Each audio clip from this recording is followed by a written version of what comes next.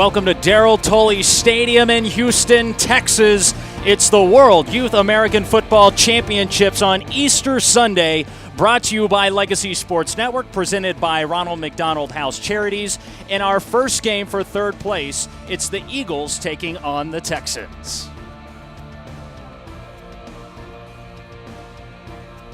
Hi, everybody, and welcome upstairs here at Tully Stadium. I'm Lane Zeben, joined by Mason Pratt for the call. The first game features two teams from America, and it's the two teams that most people thought would be playing in the final. Instead, they have the third place game. And Mason, what do we expect out of these two teams for today's contest? Well, for the Texans, they're got to be a little bit disappointed. They played in this tournament a year ago. They ended up winning over in Paris, but this year they're going to have to settle for maybe just a third place, but we expect them, if they can run the ball effectively with this option-style offense, it's what did them in Friday night against the Mustangs, and if they can get that corrected, they should be in pretty good shape. It was the Germans and the Canadians who won yesterday. How did they become so successful over these American squads? It was, for both squads, it was just being able to run the football, and that's football at its most fundamental, and when you can run the ball and running the ball effectively, you can really just take control of the game over time and just kind of do with what you will, I guess.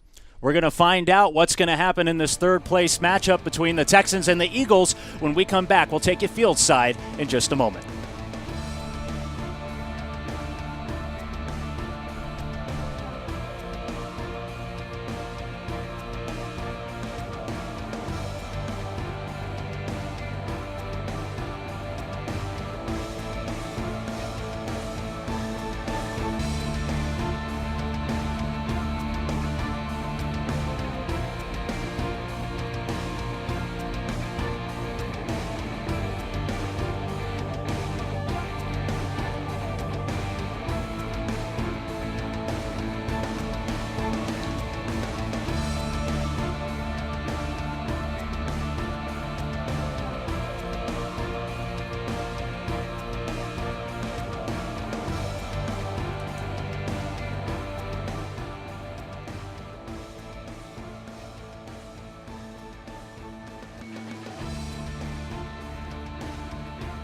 Thanks for joining us back at Darrell Tully Stadium in Houston, Texas, as we get ready for kickoff of our third place contest between the Texans, who will be wearing red, and the Eagles, who will be in black. And it's not quite hot enough yet, Mason, for that black to really be in effect, but you'd think that if this was played even a month into the future in May, that we might have a problem. Oh, absolutely. The Texas heat has come, and you can feel it coming, and it's going to be a long, hot, brutal summer, as they typically are here in Houston. So the Eagles won the toss, they deferred, and the Texans will receive, moving from right to left, and the Eagles will get ready to kick.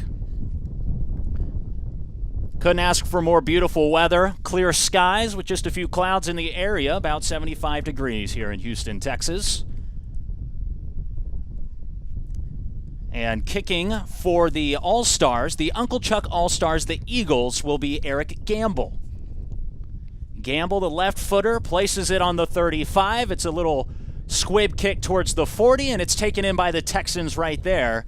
He may have the 41, but we'll get to see the Texans on offense first. Bit of a squib kick right there from the get-go from Coach Washington's team.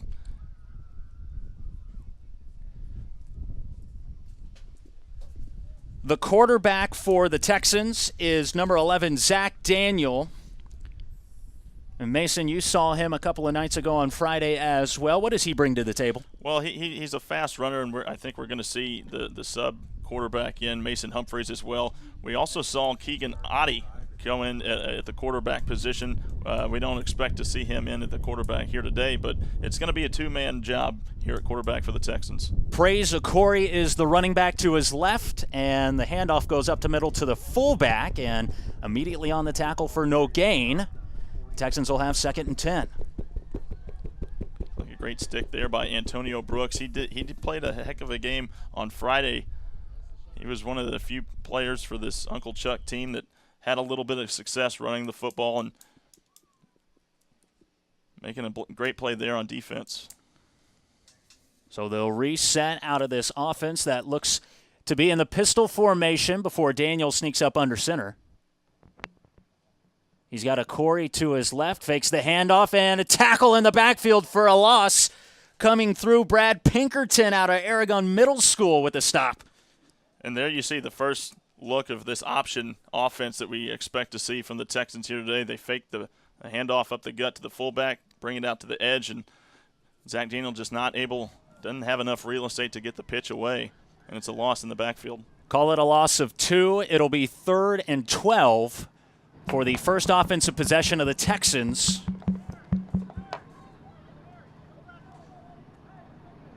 You only got one crowd, right? Daniel back under center. He's got the sleeve on his left arm. He'll fake the handoff off the middle, pitch it to the outside. It's on the turf, picked up and barely moved back to the line of scrimmage before the Eagles make the stop. It'll be 4 and out for the Texans. The Eagles come away with a big opening defensive possession. And there you see the problems. Looks a lot like Friday night. Here's problems with the pitch. You see the ball hits the turf. Mason Humphreys has to go, and it completely disrupts the rhythm of the offense, and you really can't get anything going when those pitches aren't on their mark. Nick Gamez is the kicker. He is back to punt, and a quick change in the backfield for the receiver. Coming in is Robert Stevens. He is off your screen right now on the far left, but it'll be Gamez to kick. Standing on his own 30.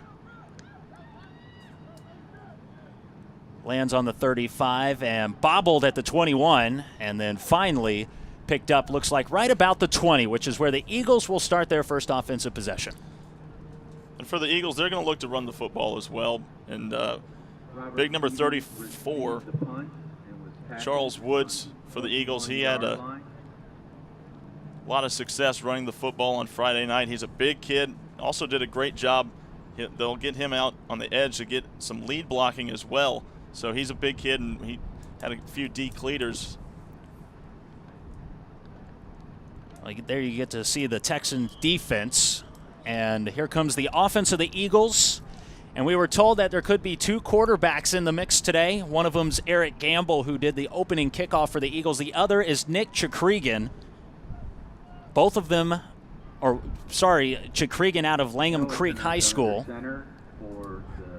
And it will be Chuc. He'll hand off to his running back, who is stuffed in the backfield. And quickly on the 3-yard loss, the Eagles will be starting from out of the shadow of their own goalpost. That was, well, it appeared like Marlon Davis Hunter was the running back. This play just never really got a chance due to number 99, Stephen Fusili, completely disrupting it. This offense for the Eagles looks like it's based on a little bit of misdirection. You see the fake to a couple of the running backs before finally handing it off to the running back, but by then Fusile was already in the backfield and blowing things up.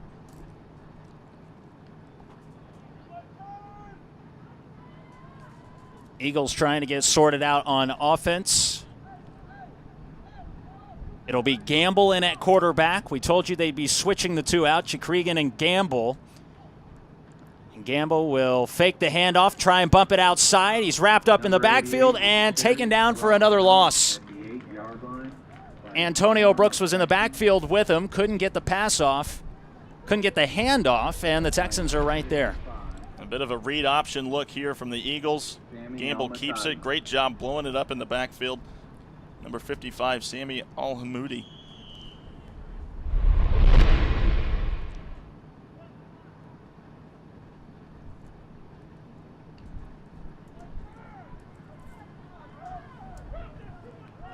So it's 3rd and extremely long.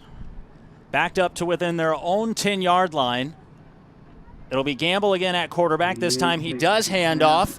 Brooks will run to the outside, try to break it to the sideline, near side, and he's ridden out of bounds just past the 20.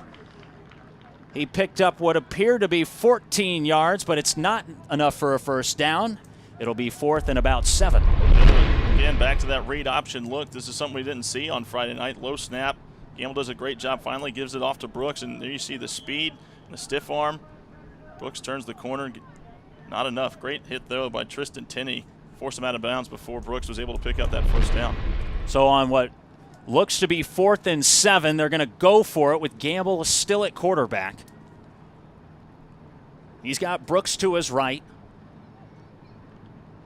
It'll be a handoff again. The sweep to the outside this time, top of the screen, and getting past the first down marker and out of bounds. The chains will move for the first time, and the Eagles have a first down. Gutsy call there by Coach Washington on 4th and long, backed up deep in your own part of the field. And right back to the read option, give it to Brooks along the edge, gets a great block on the outside there. Corner has to go underneath. It allows Brooks to catch that edge and pick up that first down. That was Cole Palmer, the defensive lineman, who was coming up the middle that Brooks read and Gamble read to get that handoff to go to the outside. Let's see what they come out with. 1st and 10, standing on their 33. Chuc back in at quarterback. He's under center. He'll toss it to the outside. And on the run, Ansar Richardson hits the edge, picks up about 3 on the play, 2nd and 6. Tristan Tinney again, great job. He's going to fight through the block of the fullback and make the play. Ansar Richardson had the lone touchdown on Friday for the Eagles, 98 yards, showing off his speed against the Green Machine, but not enough consistency by the rest of the offense to stay with the Green Machine in that game. And he's at a size where you could conceivably lose track of him, like a Maurice Jones-Drew, if he gets underneath his lineman and then comes through the pile and breaks it up the middle. Chuc still in the backfield. Noah Tinoco now the running back. And the snap is fumbled. It will be recovered by Chuc. He just stumbles across the line of scrimmage for a pickup of 2. It'll be 3rd and 5. Great job by Chuc just to get what he could off a busted play. Lost the snap right from the get-go. Good awareness by that young man to pick up the ball and get up the field, get what he could. This is the 3rd place game between the Uncle Chuc All-Star Eagles and the Texans. Later today, it'll be the Jack Party Championship Trophy matchup between Canada and Germany. Chuc under center. Looks like the Texans hop the snap. Handoff goes to Richardson, and he stuffed it about 3 yards after the line of scrimmage. It'll be 4th and short yet again. A great spin move there right at the line of scrimmage to get positive yardage out of it. But right now, this defensive line for the Texans is really starting to dominate the offensive line for the Eagles. There you see, just right off the snap, and it just completely disrupts. Now, that he didn't make the tackle, but he does enough to blow up the rhythm of that offensive play, and it just kind of sets back the entire offense. You figured they had 4th and 7 earlier in this drive, and with 4th and about 2, they'll go for it again, and this time it's Gamble back in at quarterback. Marlon Davis Hunter stands alongside him. Snap comes in. He'll throw for the first time. Picked up off the turf and taken back to the line of scrimmage. It'll be a turnover on downs. Joseph Williams couldn't break the tackle. And a great play made by the corner over there on that side. Great open field tackle. Setting up the screen far. That's a far throw for Gamble. Ball is turned over to the Texans. We don't have a number 2 on our roster given to us, but great open field tackle to bring him down short of the line and give the ball back to his offense. So the Texans will take over, and they've got great field position in the opponent's half, starting at the 41 of the Eagles.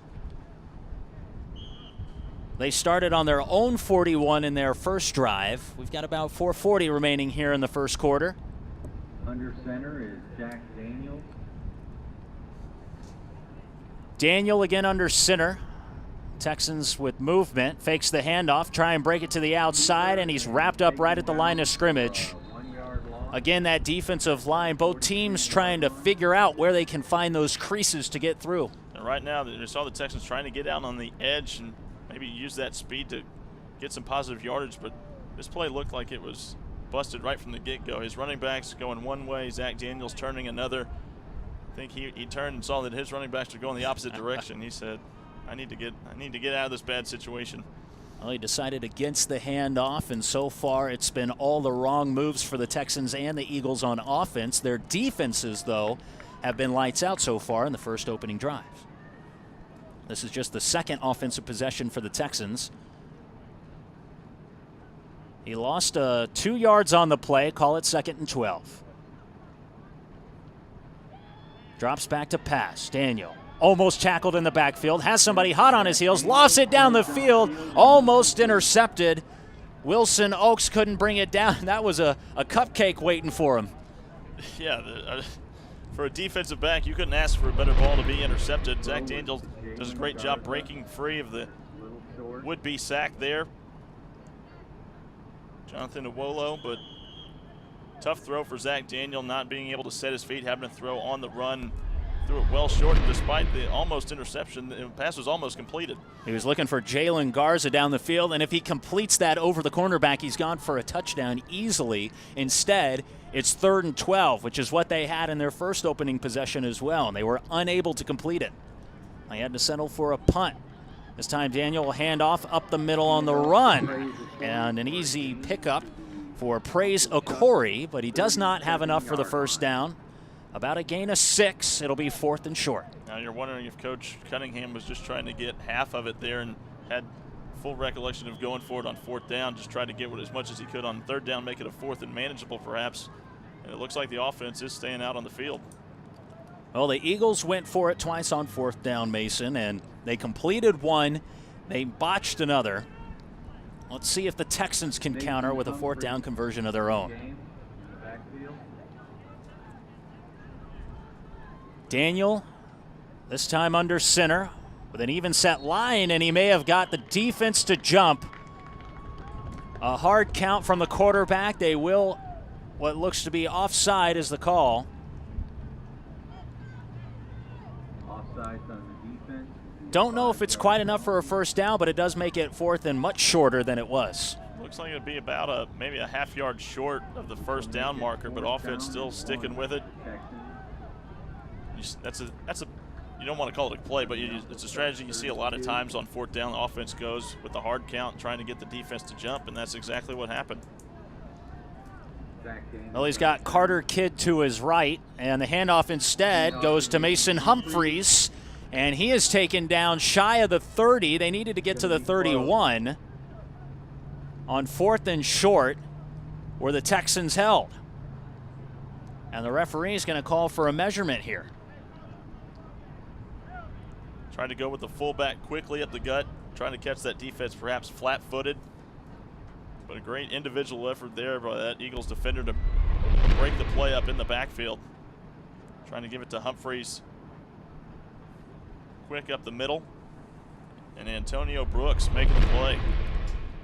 Well, they decided to hand off to Mason Humphreys, who, from just by our sight and what we can see on camera, appears about half a body size shorter than the fullback Carter Kidd, who was in there as well. And they got enough for a first down just by the nose of the football. Yeah, very close, but it was enough to keep those chains moving. That's the name of the game, but great effort by Antonio Brooks. Got there and called a game of inches for a reason. New set of downs for the Texans offense. They're at their 31-yard line of the Eagles. No points on the board yet for either side, with 3:11 remaining here in the first quarter of the 3rd place game. Under center with Mason Humphreys and Carter Kidd in the backfield. It'll be Kidd and Humphreys in the backfield, and flags fly on the play. Another flag on the play. Defensively for the Eagles, you have about 9 guys within about 5 or 6 yards of the line of scrimmage. They're really going to stack the box, try and shut down this running game. They've done a pretty good job so far, as you know, the Texans will go back 5 yards, but they're going to try and make Zach Daniel beat the Eagles with his arm, and so far he's 0 for 1 throwing the football. We saw a glimpse of it when he had to roll out and break containment, which was pretty nice because the pocket set up really well for him. Let's see if he can grab another here as he goes under center. He'll fake the handoff. Play is busted in the backfield. He'll have to run. And he's taken down. Noah Tinoco. Most of these players do go both ways on offense and defense. Tinoco, we've seen, aside from Gamble, he's been the other quarterback in for the Eagles. Now making plays from his linebacker spot. It'll be 2nd and 11. They lost a yard on the play. Let's see what Daniel can cook up. Head coach Eldon Cunningham running the offense for the Texans from the sideline.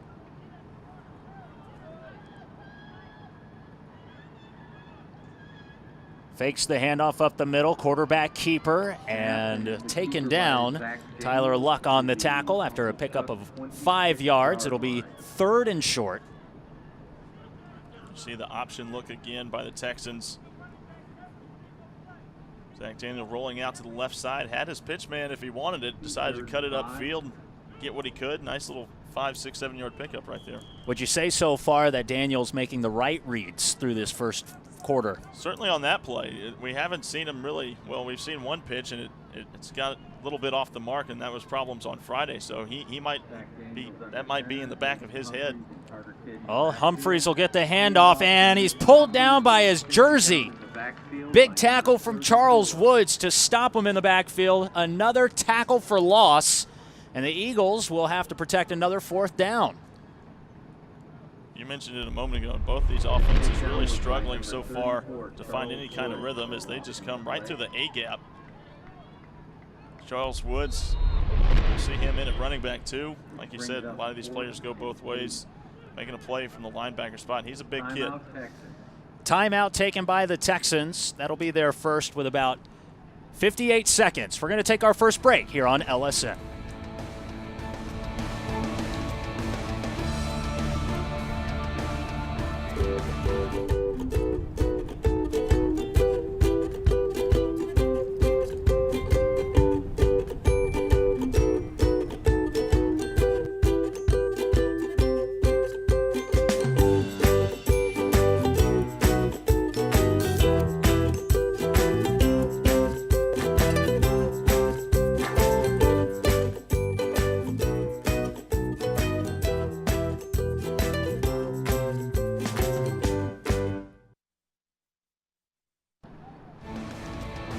Welcome back to Darrell Tolley Stadium. This game brought to you by BEB, Business Extension Bureau, print, direct mail, data, media, and marketing. Cavender's Boot City. Hot Lights. The 3rd place game featuring the Texans and the Eagles. The Texans with the ball. It is 4th and 7. Trying to convert again on a 4th down. They've done it once in this drive. It'll be Humphreys taking the snap, and Humphreys has nowhere to go. He tries to throw it forward. Was he past the line of scrimmage and taken down near the 11-yard line? The Eagles think that they have a defensive stop. No flags have flown yet. Was Humphreys past the line of scrimmage when he hurled that ball forward? Absolutely. It certainly looked like it from way up here in the box, but Humphreys does a good job of making a few guys miss. Well, he got the handoff from Daniel. That was the play a couple of plays ago. And this is the play that just happened. He got it to Okori on the underhanded toss. It'll be what appears should be a turnover, right? Absolutely. It looks like Humphreys was well past the line of scrimmage. It looks like the officials might have just missed that one. Well, nobody's going to make a claim about it. It appears the Eagles are content with to play more defense. Coach Washington on the sideline not happy. You could see him jumping up and down as soon as it happened. Well, the Texans will remain on offense after their second 4th down conversion of the drive. Daniel back in at quarterback, and he'll toss it to Kidd. And coming around the outside, Carter Kidd. Well, he's down to about the 3-yard line. It'll be 1st and goal. Oh, my apologies. It'll be 2nd and short. Toss left side to big running back Carter Kidd, but he gets a great block on right there. You see it. Jalen Garza, wide receiver along that left side, does a great job setting up the edge, making the hole. Another timeout here on LSN.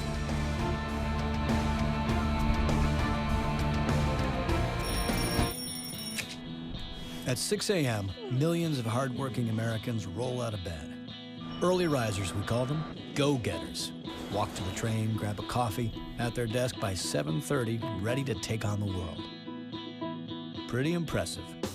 Except when you realize America's dairy farmers, they've already been at work for 4 hours. By 7:30, dairy farmers have done the day's first milking, cleaned the stalls, maybe fed the calves, and their day has just begun. The hard work done by these men, women, and their families is without peer. They do it because they love it. Wouldn't dream of doing anything else. But that doesn't make it any less hard. McDonald's would like to thank them for, well, everything. For their commitment, their dedication, and of course, for the finest dairy products produced anywhere in the world. Unequaled quality, and a big reason McDonald's is so proud of what they serve. Dairy farming is a 365-day-a-year job. Hard work that starts hours before the sun rises and ends long after it sets. From the rest of us who benefit from all that hard work, we can only say thanks. What you do every day is truly amazing. The only thing more amazing?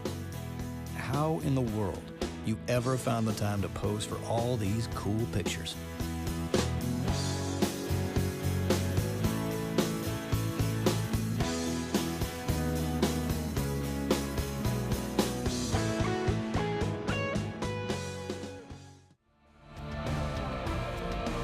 Back to action to start the second quarter here at Darrell Tully Stadium. A flag was thrown right before the snap.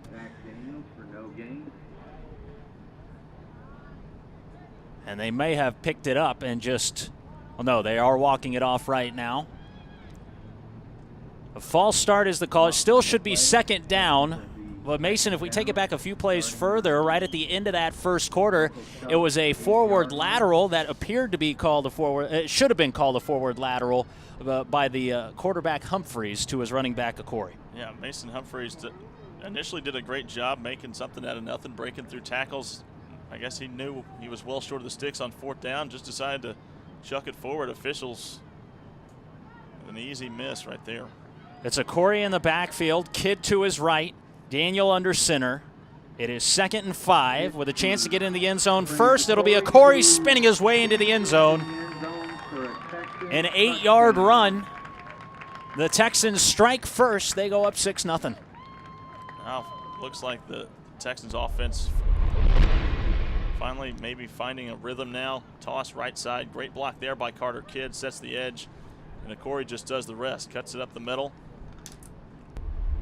You feel that Coach Washington for the Eagles has to be fuming like we saw him on the sideline still, that the fact that wasn't called a forward lateral. Yeah, he's got to be mad that he finds his team down 6-0, potentially 7-0, when such an easy call that it's there to be made and the officials miss it. You know, that's not every call can go your way, but you'd figure the easy ones would be.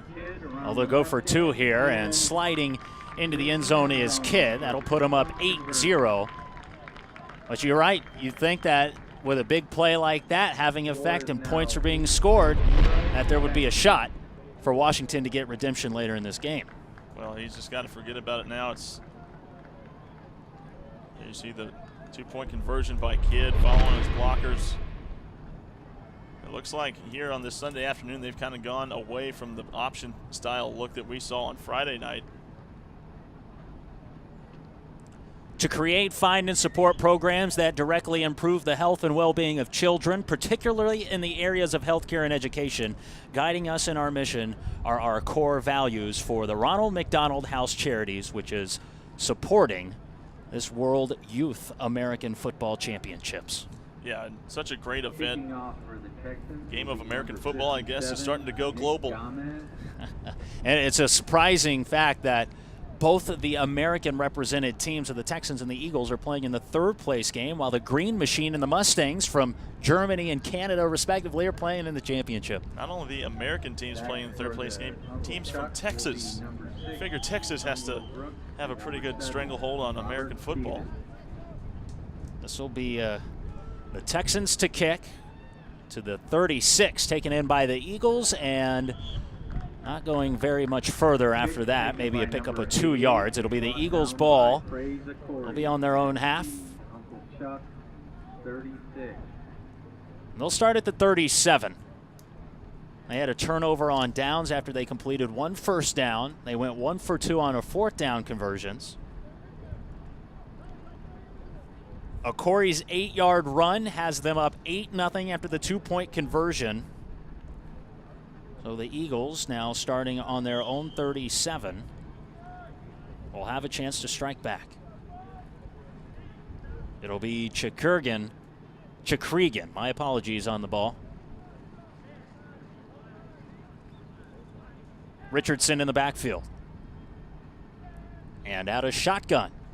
It's a foul snap. Gets to the 30. Chuc picks it up, and he is tackled for a 4-yard loss. Once again, the Texans defense and Griffin Mott swarming. Yeah, low snap. It just blew up the play before it had a chance to get going. And you see it a lot. You see Griffin Mott making the play in the backfield. But, you know, we talked about both offenses kind of looking a little bit sloppy, and it's so tough to do.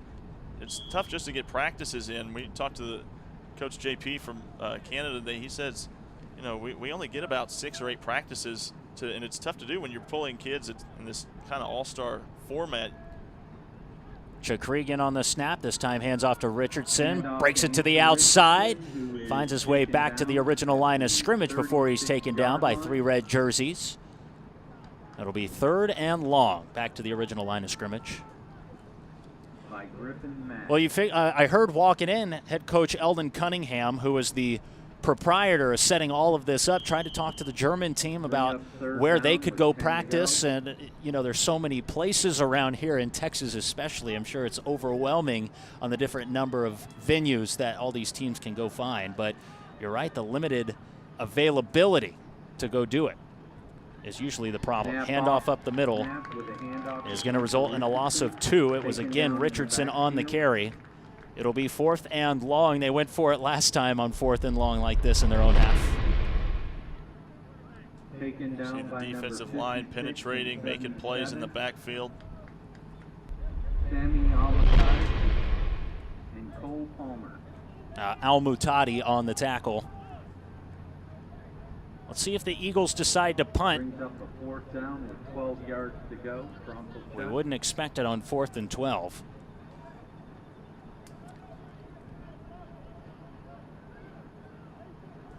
Well, in those pink socks, it's Antonio Brooks. And he'll get the toss and try and break it up the middle. Flag is thrown on the play. He picks up about 5. Barely got back to the 40-yard line. Let's see what the call is, though.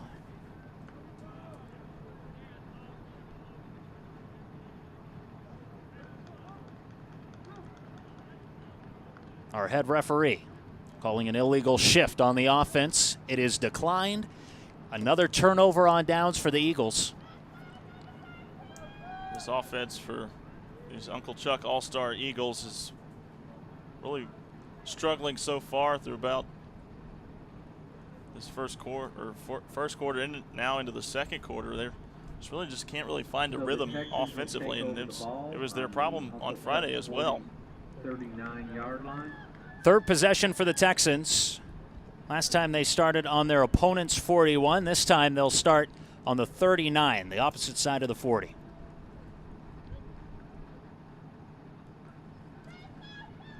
This is Daniel. Drops way back to throw. And the pass is intercepted. Taken away by the Eagles defense. Antonio Brooks comes away with the first turnover of the game. The defense, give credit to this Eagles defense. They've shown up pretty well. As Daniel, like you said, takes a very deep drop, but tried to go underneath, but Antonio Brooks coming in and stepping right in front of Carter Kidd, picking that one off. And as soon as he picked it off, I thought it was about to be a house call, because it looked like anytime that defender catches the ball in stride, you kind of expect him to take it the distance. But great job by Kidd to bring him down.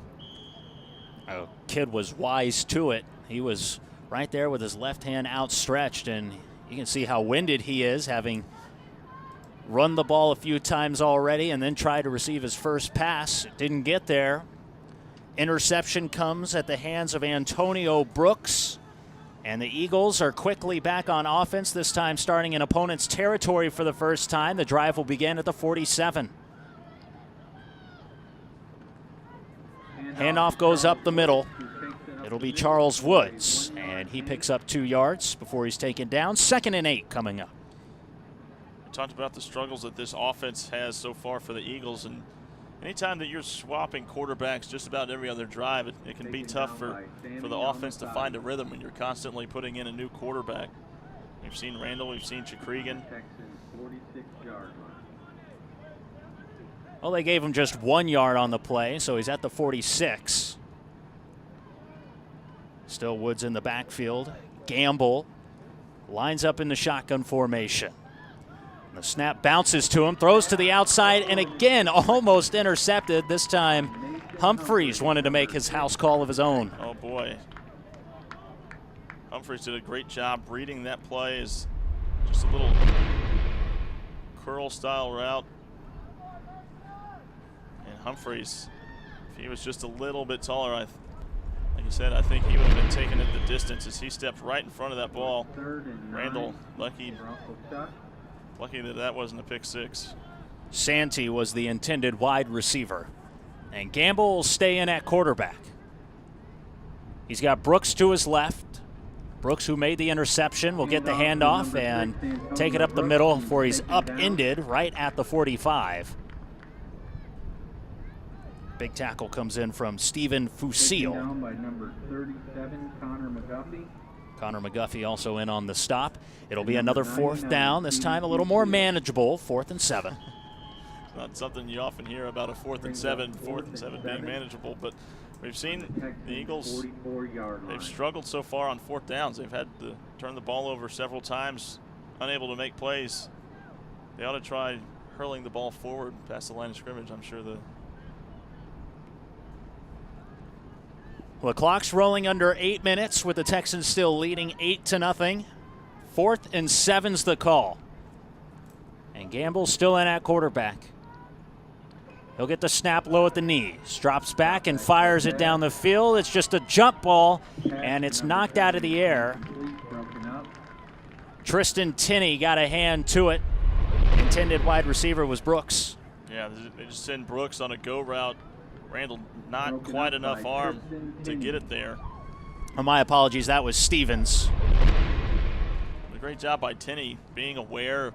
You know, an interception in that situation doesn't really do your team 1st and 10 for the Texans. very good, so he just elects to bat that ball down. 44-yard line. Another 4 and out, turnover on downs for the Eagles offense.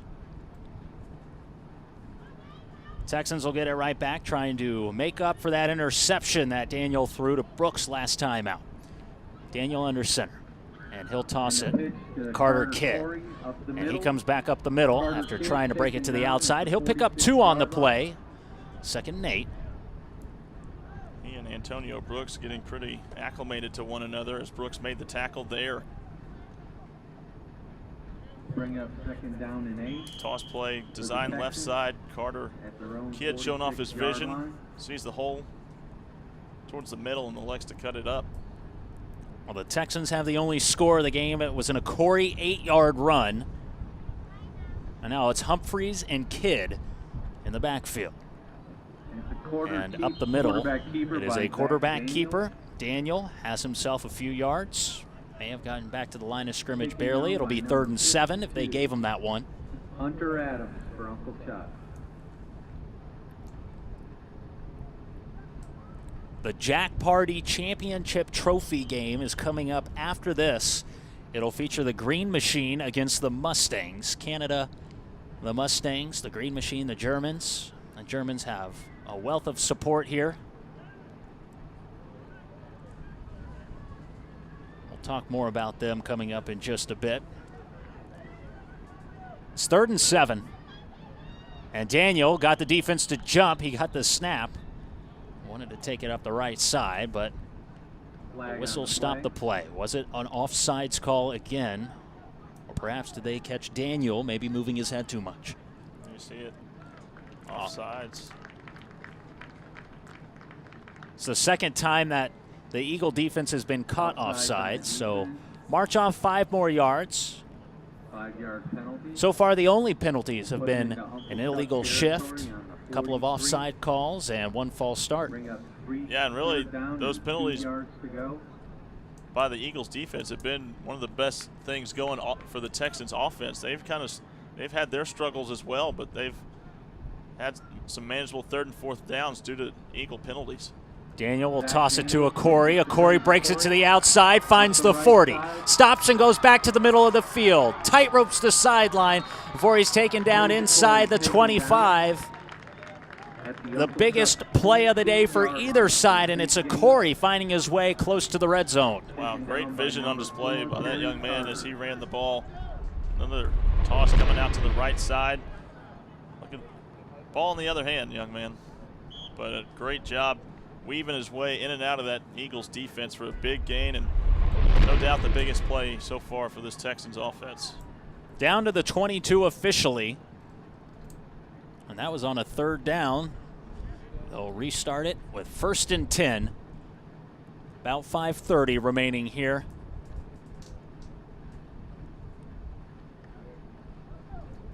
We're in Houston, Texas at Darrell Tully Stadium in Spring Branch Independent School District.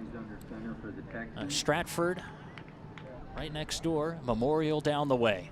This will be Daniel again. No, it's Humphreys. Takes the fake pitch, goes to the outside, and it's strung out for the Eagles finally bring him down. A swarming tackle. A bunch of black jerseys in on that mix. Leading the way, Noah Tinoco.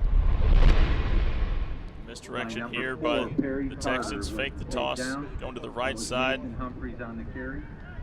Boot back out by Humphreys, bouncing off tacklers all the way down the field. Humphreys listed as a free safety on the chart. Plays quarterback, running back, and cornerback as well. That's what a lot of these guys have to do. Oh, yeah. You know, you pull kids from some still in middle school, some maybe 9th, 10th grade, 14, 15, 16 years old. They're getting asked to do a lot from their teams, and Mason Humphreys so far has responded pretty well. Well, Daniel back in at quarterback, a Corey to his left, Kidd to his right, and it was a Corey who scored the last offensive possession. And a Corey gets it, and he is tackled right back up the middle. This time leading the way, it's Hunter Adams, the middle linebacker. Yeah, it almost looked like a defensive line meeting being taking place in the Texans' backfield. Hunter Adams, you mentioned Tyler Luck in there as well. It'll be 3rd and 8.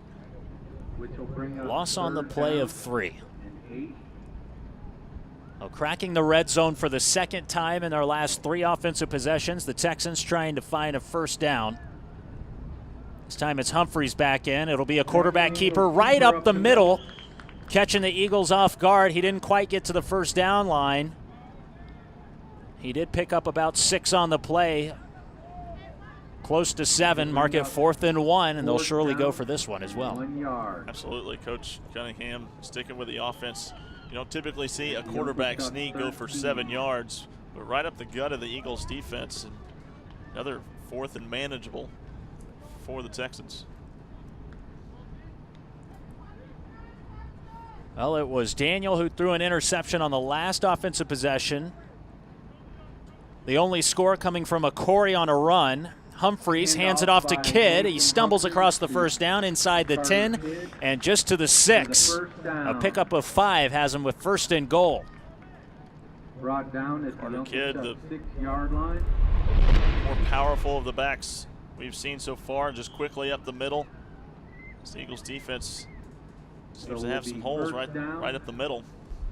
Well, it was a quarterback keeper the play before that one that got him within 4th and manageable, and then on 4th and 1, it was Kidd breaking away for a 1st down. It's a Corey in the backfield with Kidd to his right. Daniel under center, fakes the handoff, tries to bump it outside. He's wrapped up. Philip Alexander and Tyler Luck right there. He's going nowhere. Yeah, big number 15, Tyler Luck. That's one of those times where Daniel needs to know that you have your pitch man in relation. You need to get it to him. There, fake to Kidd, and right there, Tyler Luck just blowing that play up in the backfield. Well, 2nd and goal, this time coming from the 8. They lost 2 on the play. And again, Daniel will sneak up under center with that split back formation. He'll take the snap, blowing it up in the backfield. His knee was down. Joseph Williams stretched through on the blitz and made the tackle, mark it another sack and another loss of yards. Great job timing that blitz because he approached the line of scrimmage right as Daniel was hiking the ball.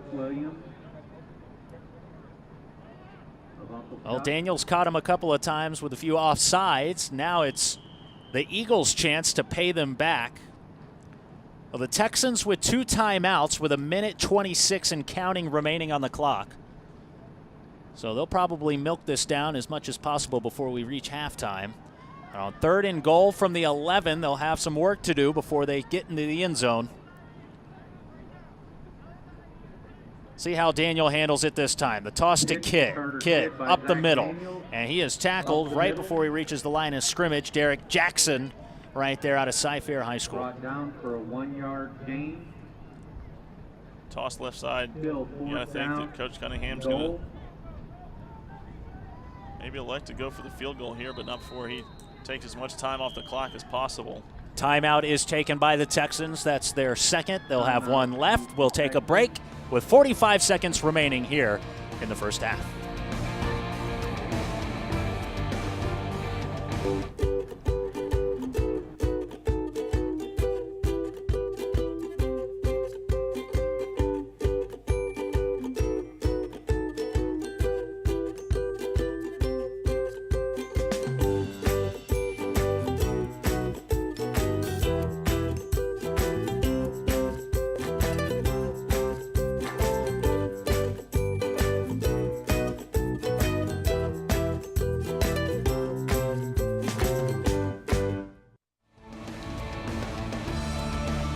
Back at Darrell Tolley Stadium in Spring Branch ISD of Houston, Texas. Thanks for joining us, for those listening all around the world, for the World Youth American Football Championships here on this Easter Sunday. Happy Easter to all those that celebrated as well. Happy Easter to everybody out there. They've elected to kick the field goal, trying to get points on the board. The Texans with a chance to go up by 11. And Gamez kicks it through. So Gamez has himself a 29-yard field goal. And it puts up 11 points on the board for the Texans with 41 seconds remaining in the half. Well, you'd think that that would be the final score before the half ends. Such a high arching kick. I wasn't sure if it was going to make it to the uprights or not. It was close. It was close, but it was good. As they say, there's no pictures on the score sheet.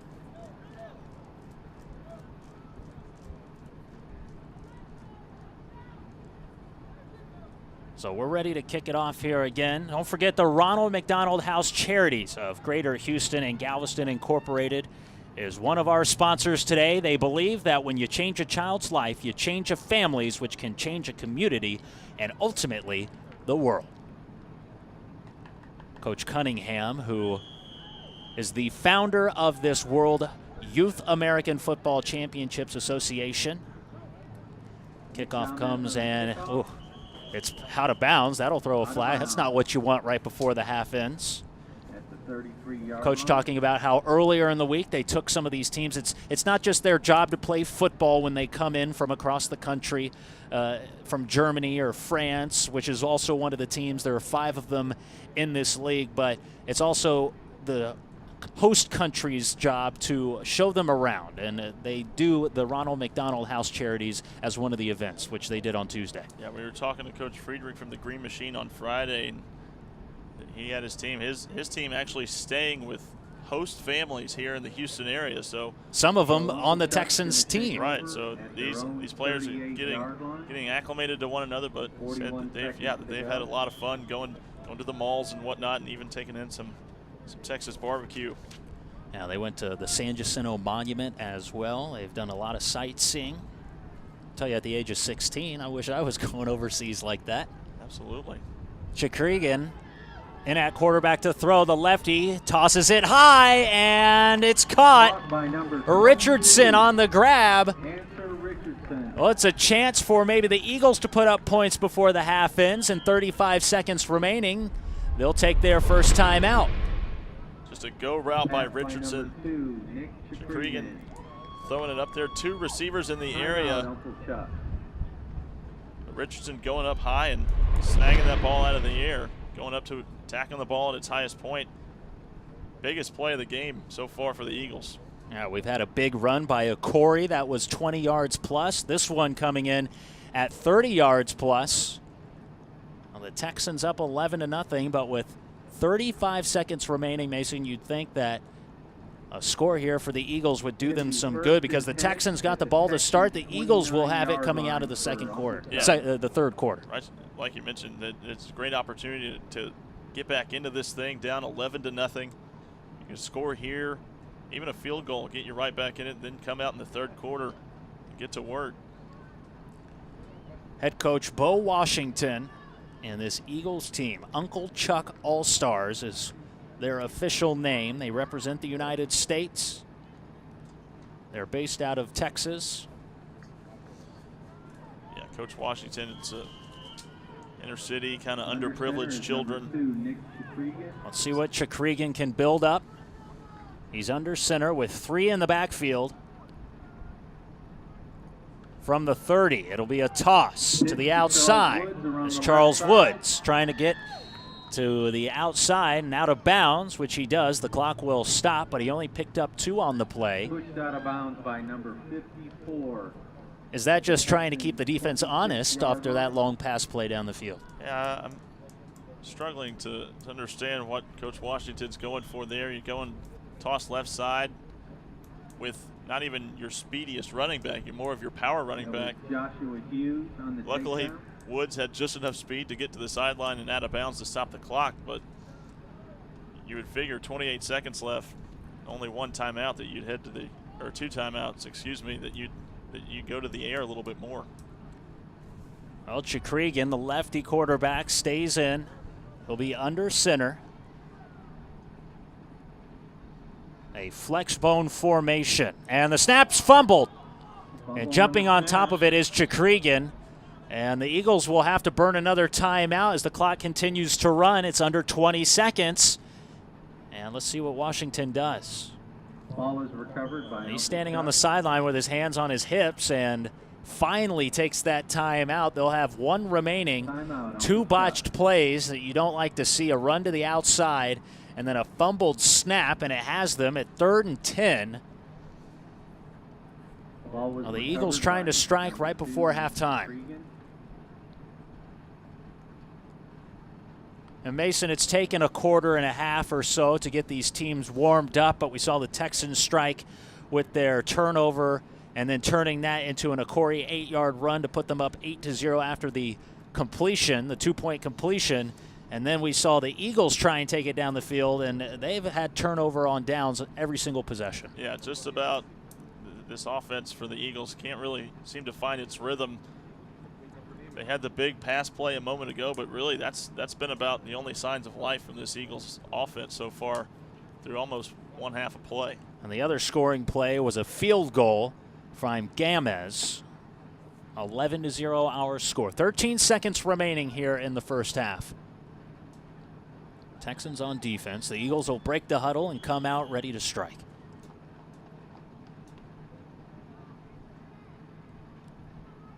Tyler Chuc out of Langham Creek High School. He's in at quarterback, under center. And again, 3 backs. And he fumbles the snap again, and this time it's recovered by the Texans, Nate McKinney. The defensive lineman wise to it, and with 9 seconds or 10 seconds remaining, that should wrap up the first half. Things going from bad to worse for the Eagles. 2 straight botched snaps. So with 10 seconds Got to be frustrating for Coach Washington and his staff. You're calling plays and you can't even get them going because the quarterback center exchange just hasn't that relationship just isn't clicking at the moment. Do you kneel here and take it to half with an 11-0 lead, or do you perhaps run one more play, heave a Hail Mary down to the opposite side of the field, try and get more points, really break the spirit of the Eagles?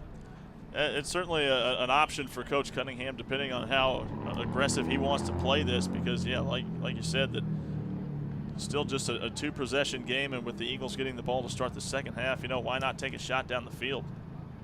Daniel will be under center. He's got his 2 backs, and he'll drop back to pass. Thought about launching it downfield. It's stripped out of his arms.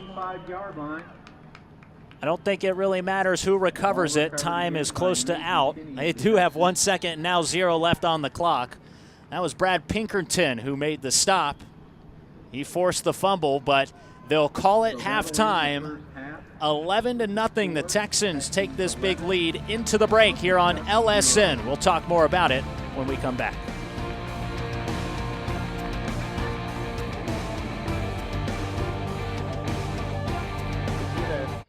Basically, it starts with a stem, underground stem, which 10 weeks later, that's what you've got.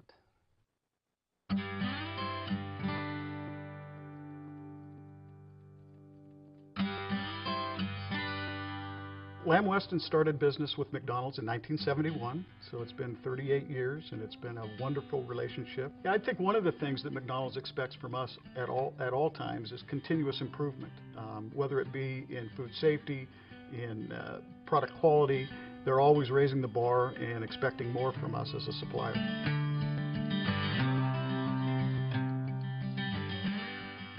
I would like to welcome you to the 100 Circles Lamb Weston Farm here in Eastern Washington, home of the world-famous McDonald's fries.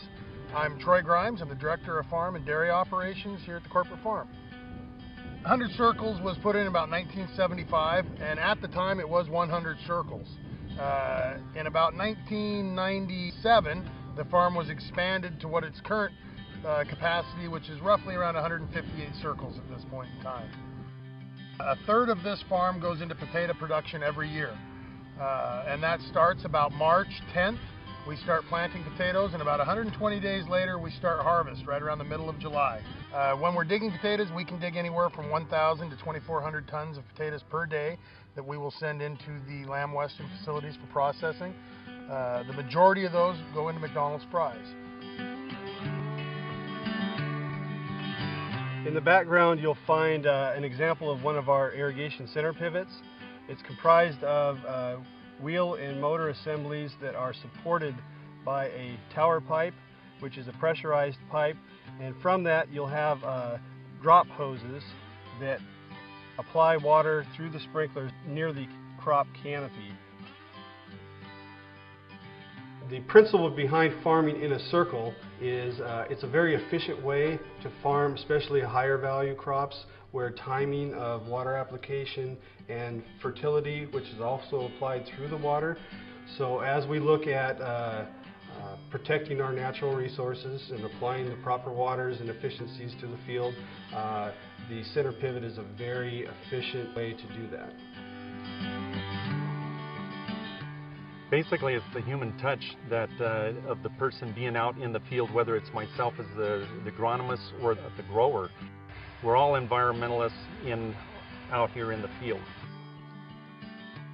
The activities of growing the crops here at 100 Circle Farms starts right from the very beginning with a good seed piece that we meticulously cut the seed and we plant it the same day, where we do have a crew that goes out as well as myself and pulls tissue samples from the potatoes as well as the soil sample. And what we're trying to do is just monitor the health of the crop through the different growth stages. What Lamb Weston is looking for is the uniformity of the potatoes, that they're uniform on the stem end as well as they are on the bud end. And that's the quality that we're looking for across the whole field, that so we can have those uniform fry color from one end of the tuber or one end of the fry to the other end. That's what we're striving here for. This is a double L 3-row potato harvester. We use this in potato harvest. We have 8 of them in our fleet out here as we dig potatoes on a daily basis. And basically what occurs here is you look at the machine, you'll see a blade that we're digging underneath the potatoes about 12 inches to pull the potatoes and the vine up into the machine. As it crosses into the primary belt, it's dropping the dirt off and carrying the vine and potatoes back into what we call the secondary belt. At that point, vine continues off the back of the machine. We like the vines going back into the field so we get organic matter buildup for next year's crop, and there's some nutrient value out of the vines. Then the potatoes continue up the conveyor onto another dirt eliminator before they're loaded into the 10-wheeler trucks that will go over to the transload site. Where we're at now is what we call our transload site. This is where potatoes are delivered from the field and are further cleaned of dirt and debris. This is the last place we get an opportunity to look at the quality of the product before we send it to the Hermiston plant. Yeah, this is a Lamb Weston semi that we've just loaded with potatoes that have been harvested within the last hour. He will deliver these potatoes to the Hermiston processing facility, and within the next 10 hours they'll be turned into French fries that will go to McDonald's.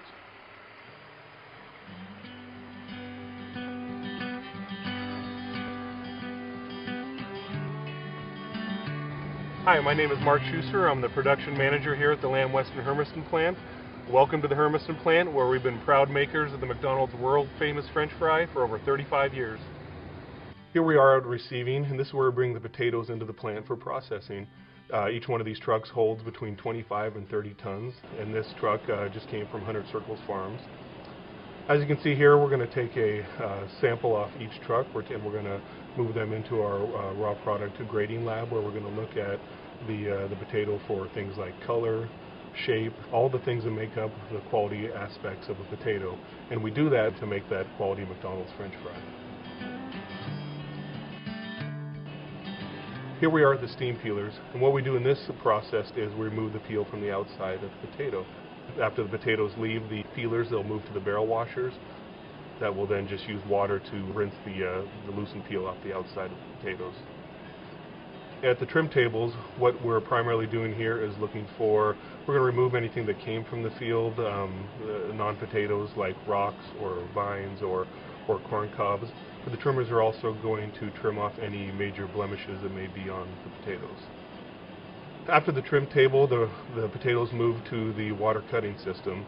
And how we do that, turn those potatoes into that world-famous McDonald's shoestring, is the potatoes will drop into a water pump. They'll then shoot forward into a lamb gun knife.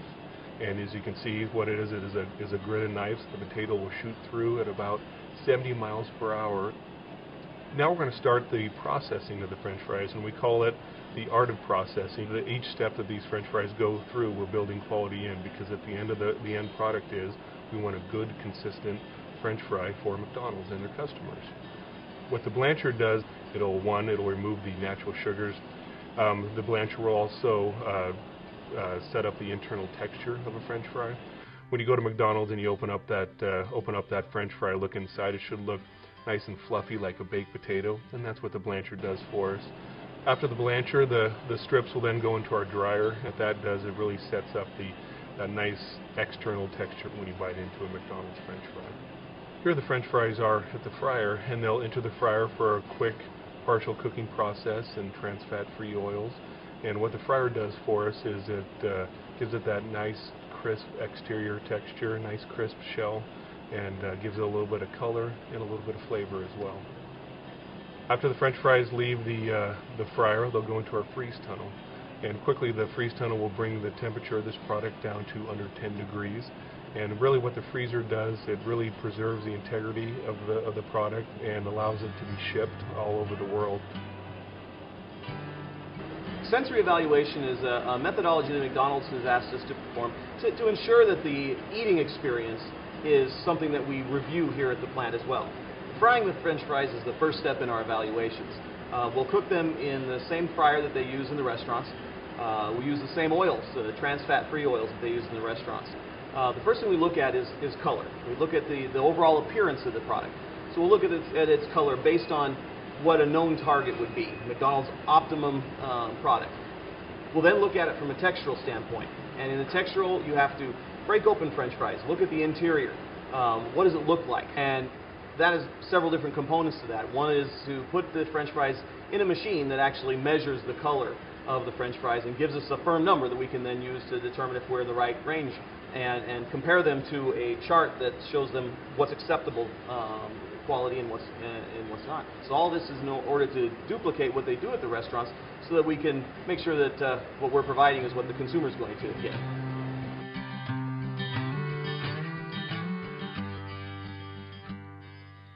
Here the French fries are now in packaging, and as you can see, they'll be placed in a primary container. And as they move forward through packaging, they'll move on to our equipment that'll then stage 6 bags of product and then place them into the secondary container or the box. Every single box gets its own code, and it lets us know exactly what time it was made and allows us to go all the way back to the field and the potatoes that were used to make that finished French fry. Now the boxes of French fries will continue to move through the process where we'll palletize them, and then we'll move them into our warehouse. And from that point on, they can be shipped anywhere in the world.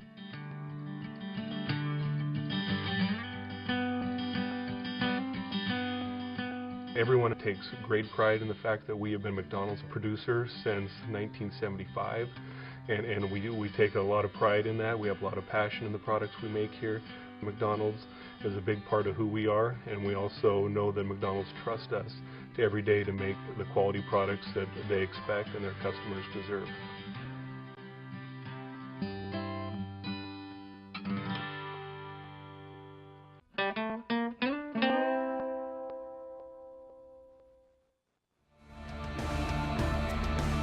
Welcome back to Tolley Stadium, where we're at the half, and we've got ourselves an 11-0 score. Texans leading the Eagles. Lane's even joined by Mason Pratt. Mason, what did we see in that first half as opposed to what we saw on Friday between these two squads and what they wanted to correct? Well, the Texans, they finally, I guess, started to find a little bit of a rhythm offensively, which is not the case at all on Friday. There were a lot of turnovers, a lot of sloppy play on the offensive side of things. They've started to find a little bit of a rhythm here, at least in this first half. The running game, they've gone away from more of that traditional option that they were doing on Friday. So a bit of a more, I guess, fundamental style of running the football now. It was a Corey with the 8-yard run. He had himself quite a big first half, and he also broke off that 20-plus yarder early in the second half. Yeah, it's been a Corey. It's been a couple guys. We've seen Carter Kidd carry the ball pretty effectively as well. And you got to figure it's going to be much of the same here in the second half. So for the Eagles, they sort of got jacked up on that play where you thought it was a forward lateral on defense when they were on defense, and the Texans somehow got out of that unscathed, and then they went on to score. It got a touchdown out of it. So, you know, for Coach Washington, he can't get it. He has to tell those players, don't get too down about the one play. We can bounce back from that. It's in the past now. We're only down 11-0. So offense has to get going, though. We really, the only spark of life offensively for the Eagles has been the one long pass play. What have you liked about Daniel, the starting quarterback for the Texans? Well, he's a good runner, no doubt. If that option look hasn't really found a rhythm yet, but he's got good speed, and we've seen him go in with Mason Humphreys as well. We've seen kind of double duty along the quarterback spot, but you got to figure Coach Cunningham is going to go with the hot hand in the second half. Yeah, Richardson was the running back who came out of the backfield to catch that long pass for the Eagles at the end of that second quarter. What's that push going to need for the Eagles in order to get them finally into the end zone? Oh boy, I think it's going to take a lot, because right now the offensive line is struggling. There's just really no rhythm there. I mean, they're going for it on fourth down basically every time, and they're not getting it. So there's going to need to be a huge change and huge halftime adjustments by Coach Washington and his staff to get this offense going. Coming up, the second game on our slate is the Green Machine taking on the Mustangs, Team Germany and Canada. Mason, what do we have to look forward, or we'll look forward to that when we talk later in the second half when we come back here at Tolley Stadium.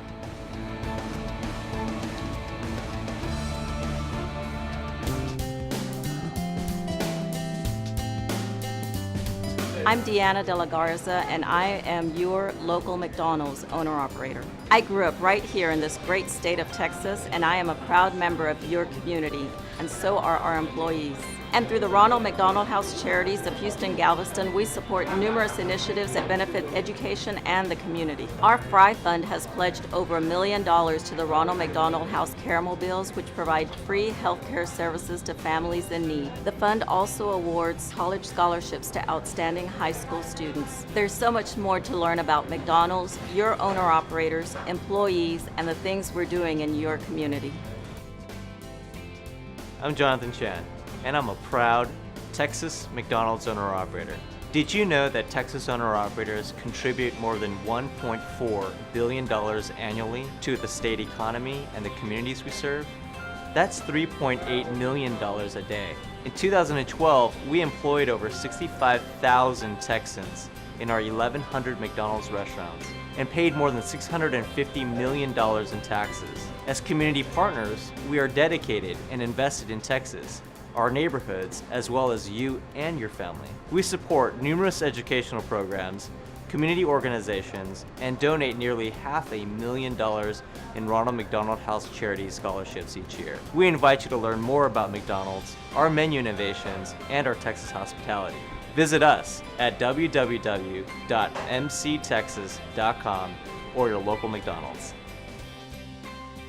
Over 80% of the menu items at McDonald's is under 400 calories. So now when you go into the stores, you're gonna see these favorites under 400 calories, and it starts with 400, lists some menu options, 300, 200, down to 100. So whatever your choices are, there's definitely an option for you. McDonald's has always been transparent about their menu labeling and menu options.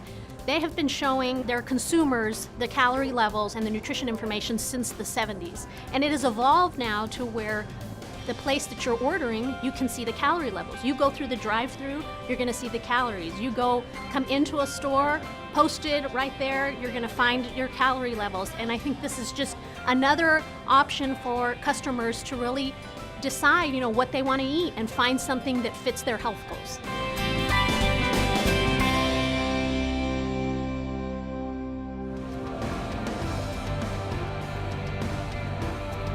Beautiful Houston, Texas. You see the clear skies. You couldn't ask for more perfect weather on Easter Sunday, a little bit later than normal in the month. Lane Zeben, Mason Pratt on the call. Thanks for joining us with the Texans kicking off to the Eagles. And already the wind causing some problems. It is a bit windy inside Tully Stadium today. Yeah, but like you said, beautiful day. It's perfect football weather. Caught at the 35, and the Eagles will have it to start on their own half of the field. 11-0 our score. Okori with the 8-yard run, a field goal coming from Gamez. They completed a 2-point conversion as well on that touchdown. That's how they have their points. We get started here in the third.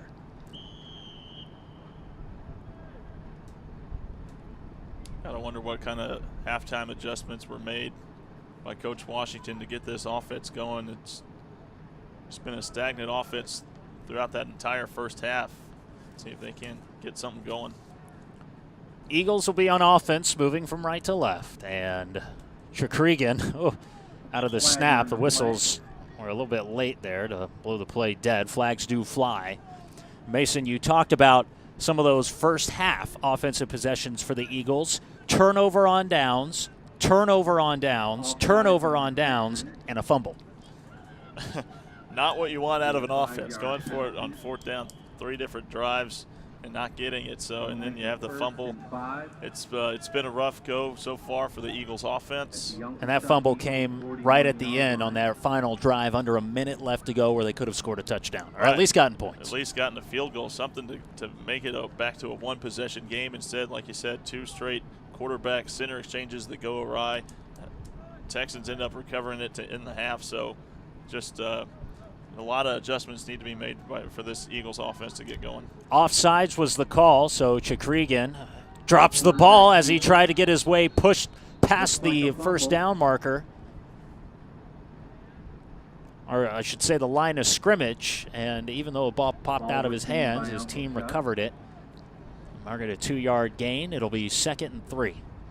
Really, the most success that we've seen out of this Eagles offense so far has been those read option looks early on in the game with Randall in at quarterback. Oh, was his knee down before that ball popped out? No benefits of added instant replay for down on the field. No challenge flags here. And the fumble snap again, and the ball is still loose and picked up by the Texans. Joe Gottlieb comes away with it. 2 straight fumbled snaps, 1 before the end of the first half. The Eagles are askew on offense. That's about, I believe, 4 straight plays now that we've seen going back to the end of that first half with the quarterback center exchange. There's just the rhythm, and it's just not clicking right now, the quarterback center exchange, and you got to wonder, maybe start going to a little bit of a shotgun or something. Now, is that a problem with a quarterback pulling out too quickly, or is Philip Alexander just not getting the ball there? It looks like that Chuc is, I guess, maybe pulling out a little bit too early, and you got to stay in there, keep those hands in there. And it's such a little thing that so many people that you don't even really think about, because you see it with no problems pretty much at every level, but it's not an easy thing to do. So the Texans will take over on the 34, and this snap is fumbled as well. And Humphreys backed up all the way to the 41. Loss of 6 on the play. Yeah, trying to go toss to that left side. The toss from Daniel just not where it needed to be. Needed to be further out and allow Humphreys to catch that ball in stride. Instead, Daniel short-armed it a little bit. Humphreys had to come back and try and pick it up off the turf. 16 for the Texans now. Humphreys will take a seat. It'll be Daniel under center. Corey to his left. Corey gets the toss, coming around near side. Breaks one tackle of Brooks before he's brought down right at the 35. Not quite back to the original line of scrimmage. That's the 34. And he picks up 6 on the play. And it certainly looked like from up here that that play was going to go a little bit further than it did. Good pickup to get the ball back to the original line of scrimmage. Just tossed it over to the right side. Carter Kidd out in front. He didn't touch anybody 10 yards down the field. So it was certainly looking like it was going to set up nicely. But great job, like you said, by Brooks to come in there and make the stop. 3rd and just under a shade of 11 yards to go inside the 40 of the opponent. And just inside the 35 of the opponent. This is Daniel under center. Gets the snap, hands it off. This is Kidd. And he's tripped up after he stumbles for 2 yards. Noah Tinilko right there to make sure he didn't get much further. He picked up 3 on the play. 4th and 6 coming up. Both of these coaches going with the mindset, you have 4 downs, why not use them all on offense? Punting and kicking, yards to go. Throw them out. So 4th down, and the Texans will go for it. Handoff the toss goes to Kidd. Kidd gets past his blocker, falls forward across the 25. He needed to reach the 24 for a first down, and he didn't get there. How it looks, at least from our vantage point, high above the action. Yeah, toss left side, going away from the blitz as the Eagles were blitzing right to that A gap. So you want to go outside, and the play was certainly developing nicely. Big Carter Kidd getting a few more yards after contact, but comes up just about looks like about a half yard short. After a fumble to start from the Eagles, the Texans turn it over on downs. So the Eagles will get it right back, this time starting from their own 25-yard line.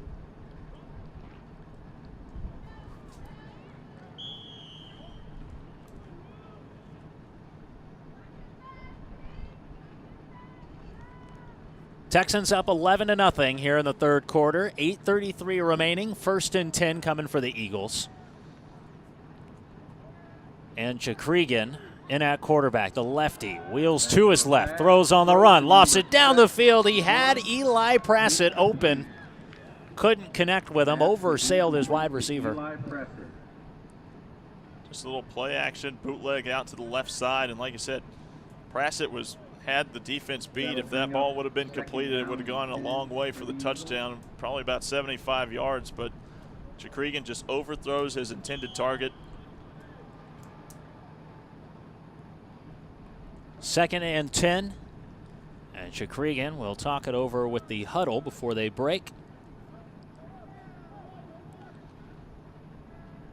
Fullback and 2 running backs, and the toss goes to Woods, and Woods will break it to the outside. And he gets across the 25 before he's taken down from behind. The kicker, Nick Gamez, who also plays as a linebacker and a defensive lineman on the stop. Toss over the left side to Woods, and both these defenses, the reason why both teams are struggling to run the football so well is there you see a great block there from Antonio Brooks, but both these teams really struggling to move the football on the ground because both defenses are stacking the box, putting about 8, sometimes 9 guys near the line of scrimmage. There's just not a whole lot of places to run the football effectively. Chuc in at quarterback with Tinilko in the backfield with him. And that's Richardson in motion. Richardson throws the block, but it's not enough. Sack in the backfield. Nate McKinney on the stop. It'll be 4th and extremely long, make it 4th and 14. Great job by the defensive line. You see big number 70. Nobody puts a hand on Nate McKinney.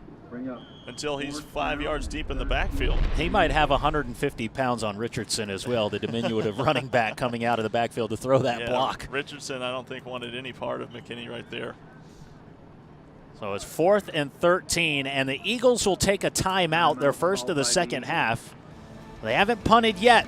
Will they? Find out when we come back.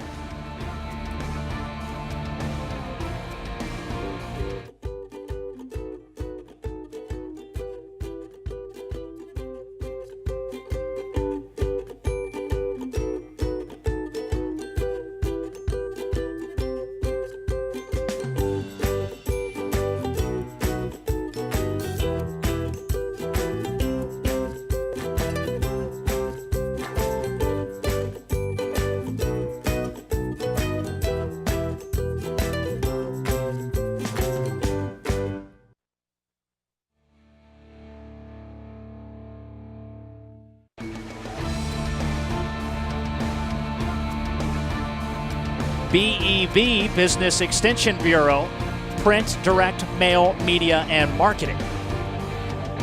Cavender's Boot City. Hot Lights. Darrell Tolley Stadium. It is 4th and 13. And setting up to punt for the first time, it'll be Tyler Luck. Luck standing on his own 12, and he gets the punt away. Turns into a nice kick. And taken by Joe Gottlieb. And Gottlieb, who caught it at about the 50, stumbles across the 45 down to about the 42. It's where the Texans will take over. Ronald McDonald Care Mobile. Annually, nearly 8,000 undeserved children will get much-needed medical and dental care right in their own neighborhood, saving parents missed time from work, missed days of school, and easing the burden on local emergency rooms. Ronald McDonald House of Charities, one of the big sponsors for the World Youth American Football Association. It'll be the Texans on offense after the punt, the first of the game from the Eagles. The Texans will start from the 41. It'll be a pitch to Kidd. Kidd, who had to cut left and then back to the right, ends up being taken down after a 2-yard gain. His forward progress will be marked at the 39. Well, the Texans started in their opponent's half last time. Started on the 34. This time they start on the 41, Mason. There you see the toss left side by Carter Kidd. Look at it. That's a running back's coach's dream right there. Just keep those feet moving, keep those legs churning, get what you can. Well, he did pick up 2 on the play, even though he was tackled behind the line of scrimmage. Daniel under center, and may have gotten the defense to jump again. And clearly, Coach Washington for the Eagles has told his defensive line to test that snap. Testing it just a little bit too early. That's, I believe, now the 3rd time they've been called offsides, jumping across. And for a defensive line coach, that can be really frustrating when it's the defensive line who's right next to the ball. So many times you hear a defensive line coach say, you know, move on the ball, not what you hear. So after the 5-yard penalty, makes it 2nd and about 3. Daniel under center again. Humphreys to his left and Kidd to his right. And Daniel's confused at the line. He'll have to call a timeout. So both teams have used a timeout here in the 3rd quarter. Both teams with 2 remaining. 5:50 remaining in the 3rd. The Texans still up 11-0. Bunch of construction getting done just above I-10. New medical center going in. They're always building something in this city. I don't think I've been to any part of it. And I'm from Houston. You and I both grow up here. Right. And, I mean, aside from how nice this weather is, we talked about it at the top of the broadcast, Mason, that in about a month's time, the 75 will start to fill out about 100. Well, closer to 105 probably, and that's probably in the shade. So, yeah, that humidity comes down in the summertime. It can get brutal, but, you know, these nice spring days, you take them where you can get them. If we had a teleprompter, we'd circle the German and Canadian flag off to our left. Great shot by our camera crew, by the way. Those two teams will be playing for the championship coming up here in just a bit after the conclusion of this third-place game. Yeah, certainly looking forward to that. Two international teams here in this tournament playing, looking to take home that championship trophy. Well, the Texans out of the timeout look like they're squared away. And 2nd and 3. Daniel under center, hands off up the middle, and Humphrey gets knocked around, spun to the 30. Should be a first down, though, after the 4-yard pickup. Humphrey took a wallop there. Humphrey's not a very big kid. Anytime as a running back you're going up the middle, you're going to be taking some shots, and that's what happened there. That might have been the first time we've seen the Texans go out of an I formation all afternoon. And certainly hand off to Humphrey to go up the middle. Usually it's a toss to the outside with him. So first he stays in the game. Eagles 30-yard line. See if the Texans can find a way to get back into the end zone. They're nearing the red zone for the 3rd time today. They have a touchdown and a field goal. And again, the I formation. And again, the handoff to Humphreys. He drops it. The ball's loose. And picked up by the Eagles. The recovery from Wilson Oaks. And you think maybe that hit on the prior run for Humphreys may have jostled him just a bit. Humphreys saying we got to run that play again. That was Wilson Oaks. Just didn't get a clean handoff. That's the end result of that play. It was Oaks who fell on top of it for the Eagles. And so a bit of fortune falling for the black jerseys as the All-Stars, the Eagles, the Uncle Chuc All-Stars get it. Here's that replay. There you go. Just never really secured, and you got to wonder if that, like you said, that previous play that you saw Brooks just standing there ready to tackle him. No blockers in sight. Yeah, the handoff went a little bit askew. Just never wrapped his hands around the football. I think he was a little bit too busy looking at the defense that was coming down on him. Well, those alligator arms find their way into players at different moments, not just wide receivers. So it'll be an Eagles first down going the other way, starting from their own 32. And Gamble will throw to the outside. Pass completed on the run. It's Joseph Williams, and he is tackled after about a 4-yard gain, even though he ran about 10 to 12 yards to get it. Setting up a simple little screen out to the right side. Said Gamble coming back in at the quarterback position, coming in for Chuc. So Coach Washington trying to see if he can get something going with Gamble. We saw him a little bit earlier in that first half do some read option. There was a little bit of success there with him and Brooks in the backfield. So just Washington trying to do anything he can to get this offense going. Second pass completion today for the Eagles offense. The first, though, by Gamble. Chuc had the other long launcher to Richardson at the end of that second quarter. This is Gamble out of the backfield, throws wide left, and it's short hops. He was intended for Wilson Oaks.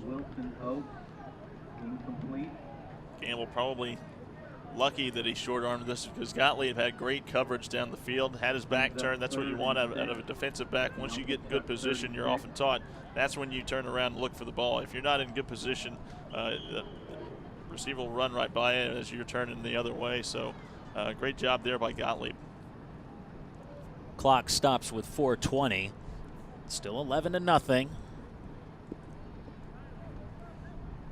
The Texans have had 2 offensive possessions in this half. Both of them have started in opposing territory. One of them was a turnover on downs, the other a fumble. This is the third for the Eagles. This is Gamble wheeling to his right at the line of scrimmage. Launches it downfield, and a jump ball intended for Robert Stevens. Good coverage out there, though, by Tristan Tenney. And Robert Stevens, once the ball was in the air, he took about one false step towards the line of scrimmage, and it threw off the rhythm. If he would have kept going in stride, that ball might have gotten to him in time and could have been a big play. But just one false step and just throws everything off. Well, it turns into a jump ball when both the cornerback and the wide receiver have a chance to turn around and stare it down into their arms, and it fell to the turf harmlessly. This is Gamble again out of the shotgun. High snap comes in, brings it down, again to his right. Has to throw on the run, dumps it off. The running back has it. He'll cross midfield, get to midfield, before he's finally taken down. This time Stevens able to bring it down. As Stevens has a first down on the first down of the half.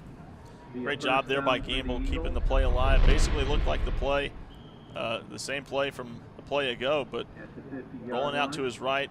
The long pass wasn't there, just checks it down to his running back Stevens, and Stevens in the open field able to make a few people miss and pick up some decent yardage. Brooks in the backfield with Gamble. 2 wide receivers at the top, 2 at the bottom. Brooks gets it, has to turn around, goes counterclockwise, breaks the edge, and can't get past one more tackle, or else he would have been God. Tinney with a touchdown-saving tackle on the outside after a pickup of 12. You don't often see from a running play the running back do a complete 180 and go the other way, but it worked pretty well for Brooks there. The play was designed to go left side. He saw the defense come crashing in the backfield in front of him. He decided to make a U-turn and worked out pretty well, enough for a first down. Well, the quarterback switch, bringing Eric Gamble in for Nick Chikrigan, has worked so far on this drive. And Gamble stays in at quarterback. He's got Brooks in the backfield, and it appears the tight end moved early.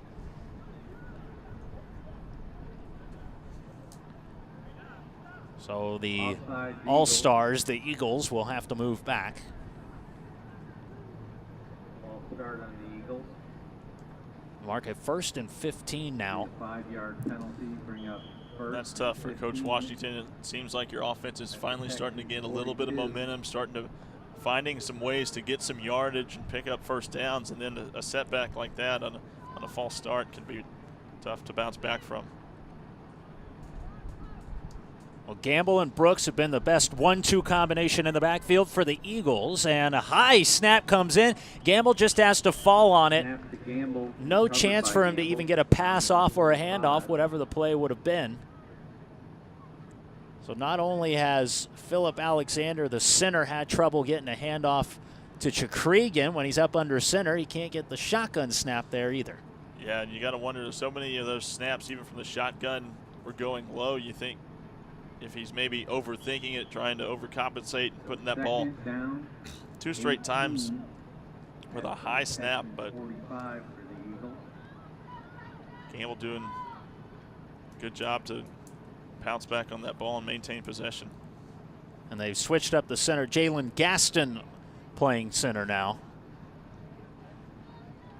Wearing big old number 99. He gets it to Brooks on a direct snap. Up the middle, pops it to the right. And he'll cross the 35 after he's taken down at the 32 by a couple of red jerseys.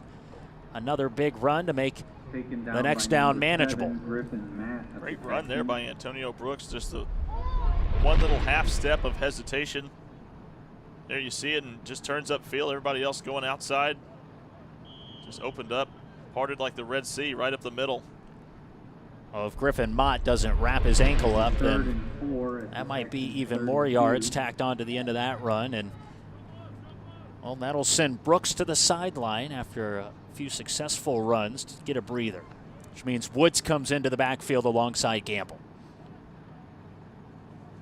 2 wide receivers each way. Snap goes to Gamble. He'll throw to the outside, and on the run, no grab can be made.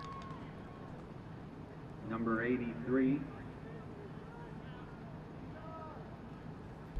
That was a dangerous pass. We saw this in the first half. Simple little wheel route there. You see top of the screen, and number 83 for the Texans nearly had an interception. We saw a play similar to that in the first half where Mason Humphreys nearly got himself an interception in stride, but 2 straight times now running that play when it's almost been a disaster going the other way.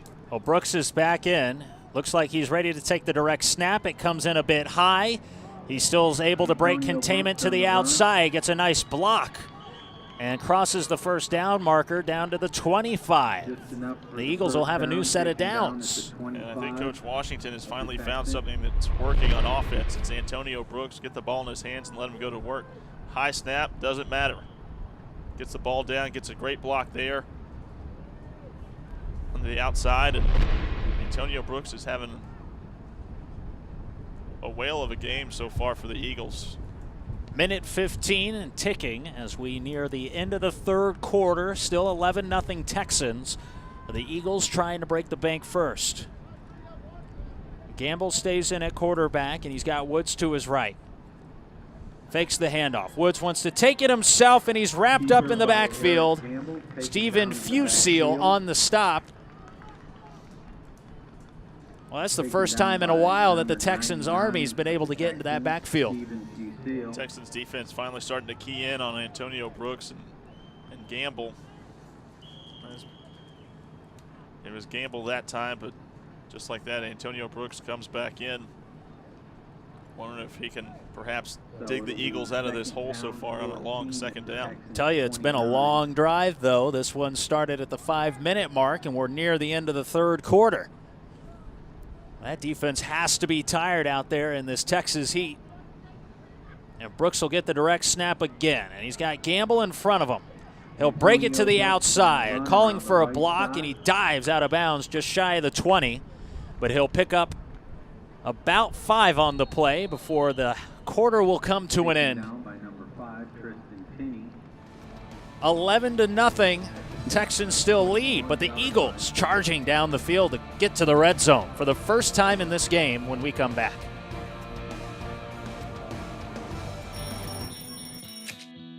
At 6 a.m., millions of hardworking Americans roll out of bed. Early risers, we call them, go-getters. Walk to the train, grab a coffee, at their desk by 7:30, ready to take on the world. Pretty impressive. Except when you realize America's dairy farmers, they've already been at work for 4 hours. By 7:30, dairy farmers have done the day's first milking, cleaned the stalls, maybe fed the calves, and their day has just begun. The hard work done by these men, women, and their families is without peer. They do it because they love it. Wouldn't dream of doing anything else, but that doesn't make it any less hard. McDonald's would like to thank them for, well, everything. For their commitment, their dedication, and of course, for the finest dairy products produced anywhere in the world.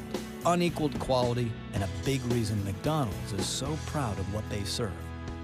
Dairy farming is a 365-day-a-year job. Hard work that starts hours before the sun rises and ends long after it sets.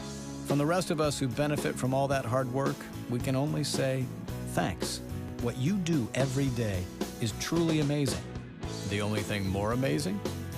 How in the world you ever found the time to pose for all these cool pictures.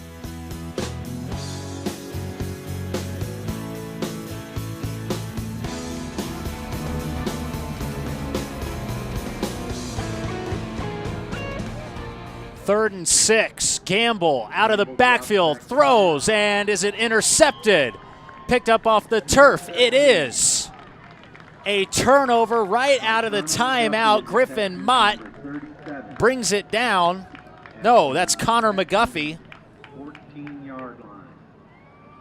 The near side official said he scooped it up off the turf. He had his hands underneath it. Mason, did he? Well, it certainly looked like that ball might have hit the ground here, but get a great shot of it right there, and boy, that ball looked like it bounced up off the turf, but Connor McGuffey in the air.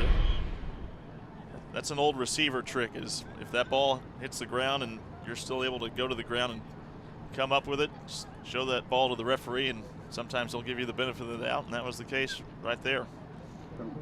Well, it's the second turnover of the second half for the Eagles. They had a fumble on their first drive of the third quarter. We start the fourth here with the Texans now on offense. They'll go from their own 19. Pardon me, their own 14. It'll be Daniel to throw. Can he get a pass away? He won't. Under the shadow of his own goalpost, Daniel goes down in his end zone, but he'll be called out at about the 4-yard line. And he is staying down. He may have gotten the wind knocked out of him. Play breaking down. Zach Daniel trying to find somewhere to go with the ball. Instead, how about 3 or 4 black jerseys bringing them down? That was Wilson Oaks and Noah Tinoco in on the tackle, and they'll take a knee as Daniel remains down. Now their backup quarterback is Mason Humphreys, so we'll most likely see Humphreys. as they attend to Daniel. And Daniel is still down flat on his back, but after sucking some wind back into those lungs, it appears that he is able to at least walk off the field with a little bit of help. Texans now down to about their third quarterback. Friday they lost Keegan Oddie, who was getting some snaps at quarterback. He and Daniel were doing double duty. Once Oddie went down, they went to this situation that they were going with today with Daniel and Humphreys at quarterback. It looks like it'll just be Humphreys the rest of the way. Well, when you have about 200 pounds fall on top of you like Daniel just did in his own end zone, it'll be fourth down. Oh, my apologies. Second down from the 4-yard line. Humphreys will hand it off up the middle, and Kidd only able to get back to the line of scrimmage, if not 1 yard on the pickup. Going back to that interception, it's got to be so deflating for Coach Washington and his team. You finally have a nice offensive drive going. It looks like you're going to get back into this thing. One that lasted about 6 minutes, too. It looks like you're going to get some points out of it, and then you throw an interception down inside the red zone. It can be deflating for an offense. 3rd and 19. Mason Humphreys under center. Well, that was a big sack on first down. Humphreys will remain under center as Daniel gets looked at on the sideline. He'll get the snap, run the option to the right. He'll keep it himself. He'll get past the line of scrimmage and pick up about 4 on the play. It'll be 4th and 13. Like number 15, Tyler Luck, coming in pursuit from the backside from his defensive end position, chasing down Humphreys. So the Texans will line up to punt. And Gamez will stand with his back heel right on his own goal line. And Richardson will go back deep to receive it. Richardson and Freeman.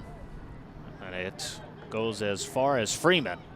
Freeman picks it up on the run from just shy of the 50. And he'll pick up about 3 yards on the play before he's tackled by the Texans defense.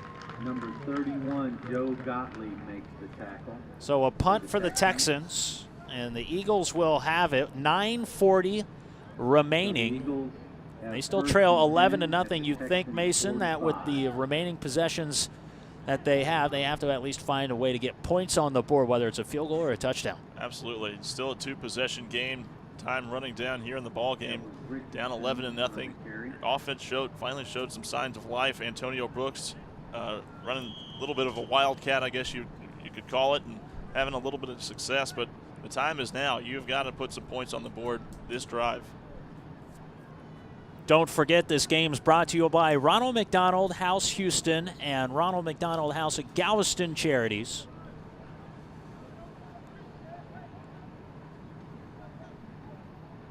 This is the 3rd place game for the World Youth American Football Championships. The big game coming up just following this one between Germany and Canada. In at quarterback, Chagrigan, and it'll be a handoff. Now, my apologies, that is actually a different quarterback in there. That is Aaron Green. We'll make it 2nd down 9. Aaron Green in at quarterback is the 3rd different quarterback that has touched the ball today for the Eagles. Play went for a yard. It'll be 2nd and 9. Coach Washington just trying to dig deep on his roster, trying to find somebody that can get this offense going.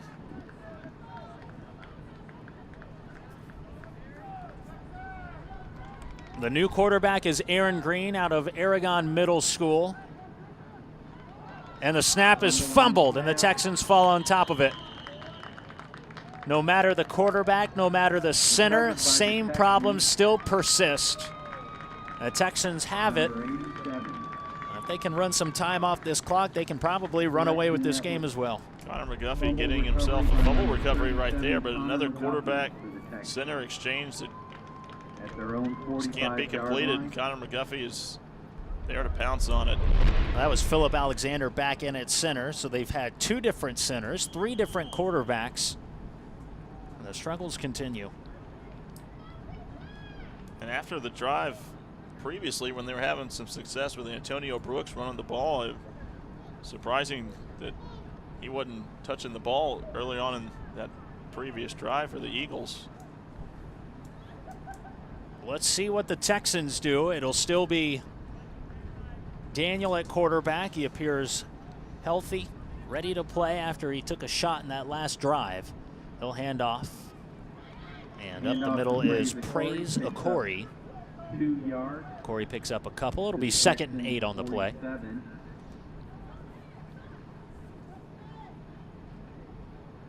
Texans using a multitude of running backs pretty effectively here this afternoon. Okori's run the ball well. Carter Kidd, the more powerful back, has done well with the carries that he's been given. Mason Humphreys even. So there's a lot of efficient running. Daniel wearing that sleeve on his left arm.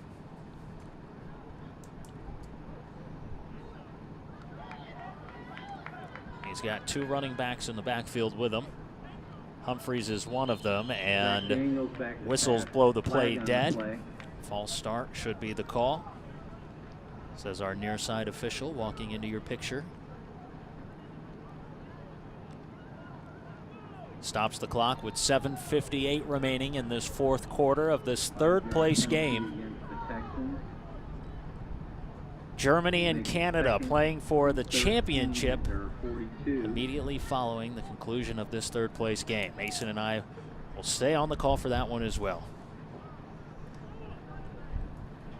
Looking forward to that game. That one should be an entertaining one to watch.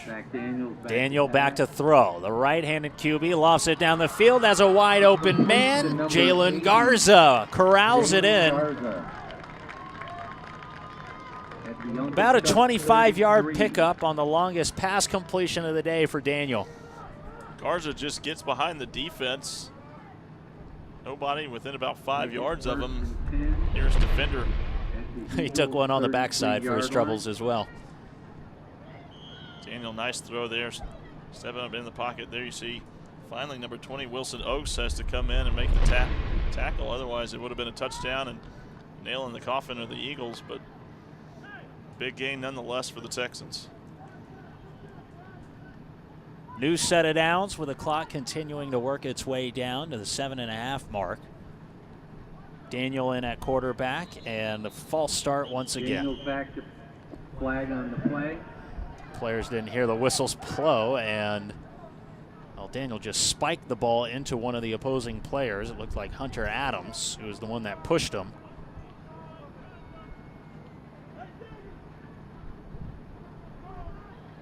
Pretty sure that results in a hefty fine in the NFL. Kids being kids. Seemed like Adams just didn't hear the whistle blow as he saw Daniel rolling out to the right. He was. It's a silly play, really. Oh yeah. But Adams probably was wondering why Zach Daniel pulled up in the middle of what he thought was the middle of a play, but he play until you hear the whistle. even if you don't ever. Even if you don't hear it. Keep your head on a swivel. But Daniel back under center, almost lost the snap again. He has to step back and throw to the outside. His receiver was taken down.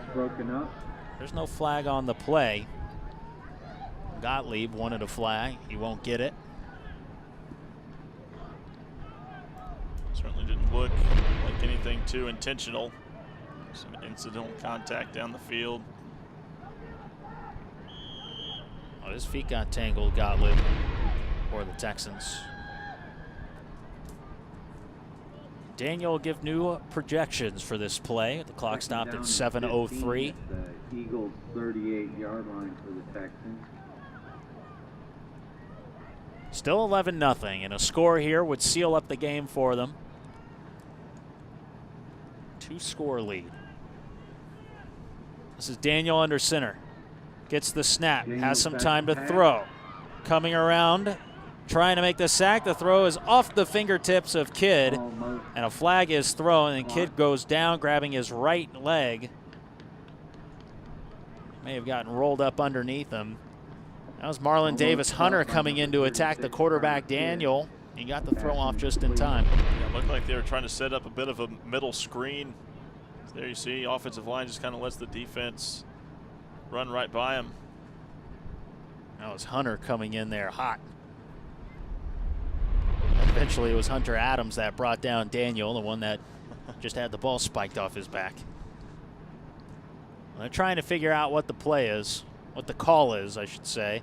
An eligible receiver downfield, and penalty is declined after the incompletion. It'll be 3rd down and 16. Third down, 15. The thing about those screen plays, you need to time them up right because that offensive line is going to get downfield regardless.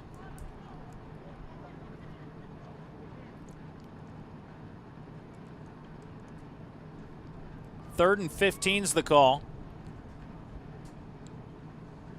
Well, it feels like 5 minutes ago we said the clock was about 7:02. It's only moved 5 seconds. A snap to Daniel. He'll roll to his right. Throw back. It is caught by Gottlieb. And Gottlieb gets to the outside, crosses the original line of scrimmage, so he picked up that 6 and added 2 more onto it. It'll be 4th and 7. Coach Cunningham, you would figure up 11-0 in the 4th quarter that you would stick with the running game that's been working so well and so effectively all game long, and now it's late in the 4th quarter is when he elects to start putting the ball in the air a little bit more. And the clock stops most importantly because Gottlieb got out of bounds.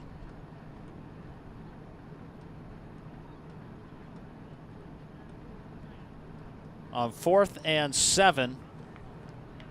Well, if they don't convert here, it gives the Eagles a little bit of a creak in the door to get back in this game with a 2-score lead at 11-0. Texans on top. Toss goes to the outside. Kidd on the run, crosses the 25. He's not quite to the first down marker. It'll be another turnover on downs, but the best thing out of that is that the Eagles now have to start a little further back than they had expected. Just a little toss left side, Carter Kidd following his blocker's big hole out on the outside. I tell you, Kidd, he got up thinking he had the first down, and that's twice now that he's been stopped after 2 of his biggest runs, just shy. Yeah, tough luck for that young man, thinking he's got a first down and able to allow his team to eat some more time off this clock, get out of here with a victory, but coming up just twice now, about a half-yard short. Well, the Eagles will start on their own 24. Sick children need their parents. Parents need support so they can help their child fight. Don't forget the Ronald McDonald House here in Houston and Galveston can lend their support.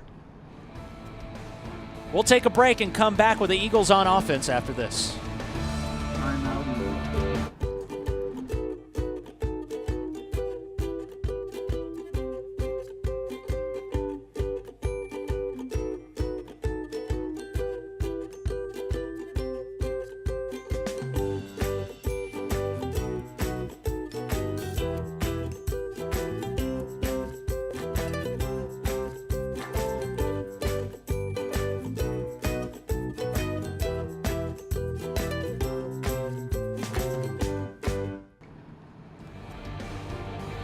This third place game brought to you by BEB Data, Print, Direct Mail, Media, and Marketing, Cavender's Boot City, and Hotlines. The Texans and the Eagles. Third place game here at the World Youth American Football Championship Sunday. Eagles on offense starting from their own 24. And the snap is fumbled again. And the Texans look like they've hopped back on it. Or did they? It's like Chuc was able to fall back on that ball. I tell you, McGuffey came storming in. Almost had himself a second straight fumble recovery. He recovered the last fumbled snap, and he had an interception both the last 2 drives. He's starting to live around the ball now. Chuc back in at quarterback. They've used 3 different quarterbacks, Gamble, Chuc, and Aaron Green. Chuc under center. This time a clean snap. Turns around to his left. Spun around. Throws it away before his knee hit the ground, but the referee is calling it back. They're going to say he was sacked. Nick Gamez in there on the stop. It'll push him back even further now. 3rd down and long. Nowhere but backwards at the moment. There you see. Roll out left side. This play really never had a chance to get going due to the penetration. Number 71, Dylan Jenkins, really disrupted that play right from the get-go. And had Chuc running around, not really knowing what to do, and just had to eat it for about a 5-yard loss. So 3rd and 16. And the Eagles, who had such a wealthy offensive possession when they threw that interception that started off this 4th quarter after they moved the ball down the field in 6 minutes, have now stalled on their last 2 drives, and they're looking at a 3rd straight. And still no Antonio Brooks. Chuc with the snap almost over his head, finds a way to break containment, runs up the middle of the field, and he's taken down just shy of the 25, back to the original line of scrimmage. It'll be 4th and 10 coming up, and you'd think with only about 4:45 remaining with the clock ticking that this is something you have to go for now. Absolutely. I think Coach Washington probably would have anyway. He's been doing it since the 1st quarter, so down in a hole, 11-0, time winded down inside of 4.5 minutes. You really don't have any other choice but to go for it on this 4th and long. Well, they've been wishy-washy on 4th downs all afternoon. They've completed 1 of them, and that was back on their opening drive. So far, it's been a turnover on possessions for a majority of their offense. A clustered backfield. Brooks is back in. Chuc the quarterback. He'll switch it up with his running back, and it'll be Brooks on the direct snap. He'll try and run right. It gets past the line of scrimmage, cuts back to the middle of the field, gets a block by the wide receiver, crosses the 50, over the 40 and the 30, down to the 20, and he'll walk it into the end zone for the first score for the Eagles. A huge play from his own 27-yard line, a 63-yard scamper to pay dirt. What an outstanding run there by Antonio Brooks. A little bit of a high snap, but he gets it down, breaks through that initial line of defense, and then just great vision on display. The cutback gets a couple great blocks, one right there. Perry Carter with the block to spring Brooks. And there you see Coach Washington running down the sideline with him. My apologies, a 77-yard drive, 77-yard run. And the Eagles will be forced to go for 2 to try and make it a 1-score game. The Texans went for 2 and they scored their only touchdown of the game, and this is becoming somewhat of what you'd expect in a thriller 3rd-place matchup between the Texans and the Eagles. Direct snap goes to Woods, and he walks into the end zone untouched. 11-8 the score. The Eagles showing some talons here late in the game.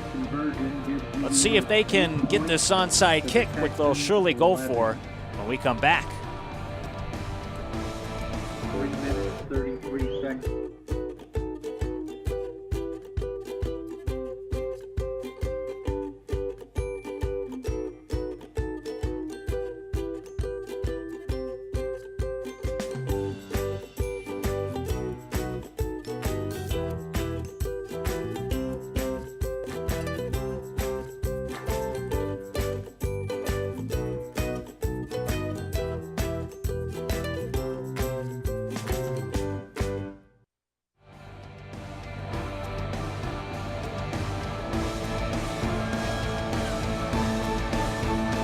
Eleven to 8. The Eagles found a way to get into the end zone, Mason. It was a long 77-yard run by Brooks, and we wondered why he hadn't touched the ball that entire drive until a 4th down. Right, the 2 previous drives, we didn't see much of Antonio Brooks after they had some success earlier on this half with him in that Wildcat spot. They finally put him back in, and he cashes in, like you said, a 7-yard touchdown run with great vision on display, cutting it all the way back to the other side of the field. So the Eagles will set up for an onside kick with only 1 timeout remaining and 3:33 remaining on the clock. They'll try and get this one with an onside kick. Gamble will take it. It bounces around in front of Dylan Jenkins, but he falls on top of it.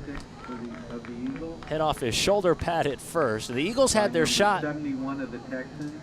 You don't typically see an offensive lineman there on the first line of the onside kick. That's your hands team right there. Yeah, your hands team.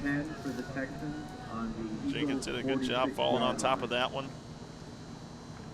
And now you got to think that Coach Cunningham is going to just go back to that running game and try and kill what's left of this clock. Well, both these teams only scored 1 touchdown in those games on Friday. The Texans ended up losing 28-8 to the Mustangs. The Eagles lost 32-6 to the Green Machine. And both have now scored 1 touchdown in this game, but it's the Texans' field goal which is seeming crucial at this point in time. Yeah, Eagles have only scored 2 touchdowns so far this weekend, but they've both been pretty exciting. The lone touchdown on Friday was a 98-yard run by Richardson, and now a 77-yard one by Antonio Brooks. Humphreys in at quarterback on the option. He'll run to the outside and he'll stay in bounds after he's taken down by Tyler Luck. He saw the sideline and decided to go down. Smart heads-up play there from the quarterback. Very, very aware of what's going on, and the game awareness that you don't typically see from kids in middle school. But Humphreys knew the situation, knew going out of bounds doesn't do his team any good, but elected to stay in bounds, and now clock's still running. When do you use that final timeout if you're the Eagles with the ball now at 2nd and 10? Well, if you can make a play here on the 2nd down, I think you could take it then. Still just now under 3 minutes, so it's not terribly crucial to take it early on to save as much clock. There's still some time, but the biggest thing is just getting the stop here on 2nd and 3rd and potentially maybe 4th down as well. Humphreys again under center. This time he'll toss. And Kidd will run up to the 45. Gets past the line of scrimmage for a pickup of about 1. It'll be 3rd and 9, and then there's some shoving and pushing down there. Tempers boiling up to a point. Flags do fly, and Kidd slams his helmet down, and it's never smart to take your helmet off. I don't know why they don't teach that to them at this young age. You better put that back on. You certainly don't like to see that, especially after the games on Friday when so much sportsmanship was on display, players constantly helping each other up, patting each other on the back in between plays and whatnot. Don't ever want to see something like that as we wind down this game. Well, he was taken down from behind, and while he was on the ground, there's a late hit that comes in right there. Came in from Hunter Adams, and, well, you know what? Adams has been all over the place when it comes to scruffles like this, because he was the one that had the ball spiked off his back by Daniel. Yeah, it looked like Kidd had an issue with about 2 or 3 Eagles players. It was Marlon Davis Hunter coming in at the tail end of that, and what really led to that little scuffle there. So 3rd and 9, they mark the offsetting penalties. And Daniel in at quarterback will toss it to Praise Akori. And Akori hits to the outside. He's got the 1st down. That should clinch this game. A pickup of 14 on the play. 2 minutes left. The clock will stop as the chains move, but they can run out the clock. Here you see, he's just going to follow his block from Humphreys. Great block there. Had an opportunity right there. Number 8, Joseph Williams, would have brought him down inbound short of the sticks and given your team an opportunity to perhaps get this ball back. But now under 2 minutes, seems like you said, this one should just about be wrapped up. Well, it was a low-scoring game. But in the final 4th quarter, it was made one. 11-8 our score with about a minute 36 as the clock continues to roll. And toss goes to the outside. And this is Humphreys on the run. Gets to the 20, sees the sideline, cuts back to the middle of the field, and he's pushed back. His forward progress will take him down to about the 15. A 15-yard run on the play. Nicely done there by Mason Humphreys. He'll get a talking to from head coach Eldon Cunningham. And Coach Cunningham there in the red hat talking to his players about how to finish off these final seconds. Only about 60 of them remaining. Yeah, you can go into the victory formation if he wants it. Clock running now inside of minute 10. The Eagles timeout won't do them any good. This one wrapped up in a nice tight bow. Third place will be awarded to the Texans here at the World Youth Football Classic. And that final timeout, although a timeout is actually taken by the Texans. So they have 2 left. They'll burn one of them right here as the game clock was winding down, the play clock getting close to 0. Safe, child-friendly rooms in the UTMB Maternal Child Health Program Clinic, space where bilingual play with a purpose engages children in health education activities while their mothers receive prenatal care. Yearly, almost 2,000 children will take the health and wellness lessons learned in the RMCR's home to their families, improving not only their family's health, but potentially improving the health of their unborn sibling as well. The Ronald McDonald House Charities. Big sponsor for today's games. Eldon Cunningham, the head coach of this Texans team that you see right there in the red hat. Mason, he's done a lot. He got this started back in 2010 when this Texans team was then called the Patriots. They lost the first year to Austria here at home in the United States. They won the second year when they traveled to Austria. Yeah, what a great tournament thing that Coach Cunningham has put together here. It's a great way for these youngsters to travel around. Nice cultural exchange between these teams. Handoff will go up the middle, and Humphreys will be taken down just shy of the 15. Yeah, it's a lot of club sports, you know, because unlike here in the United States where we've got a lot of school sports that occupy a lot of these young minds, they don't have that over in Europe. They have to join and pay their own fees, sometimes paying for their own equipment, getting a lot of sponsorship. They have to pay their own way over here as well. Yeah, and American football is not a sport that you typically associate with clubs, but it's growing in popularity all around the world. Well, the host country, the United States this year, it was Paris last year. They're talking about taking it to Dusseldorf next year and then London, Ontario the year following. 11, Eagles 8. The Texans 11, the Eagles 8. That's your final in this third place game. Good game, Eagles.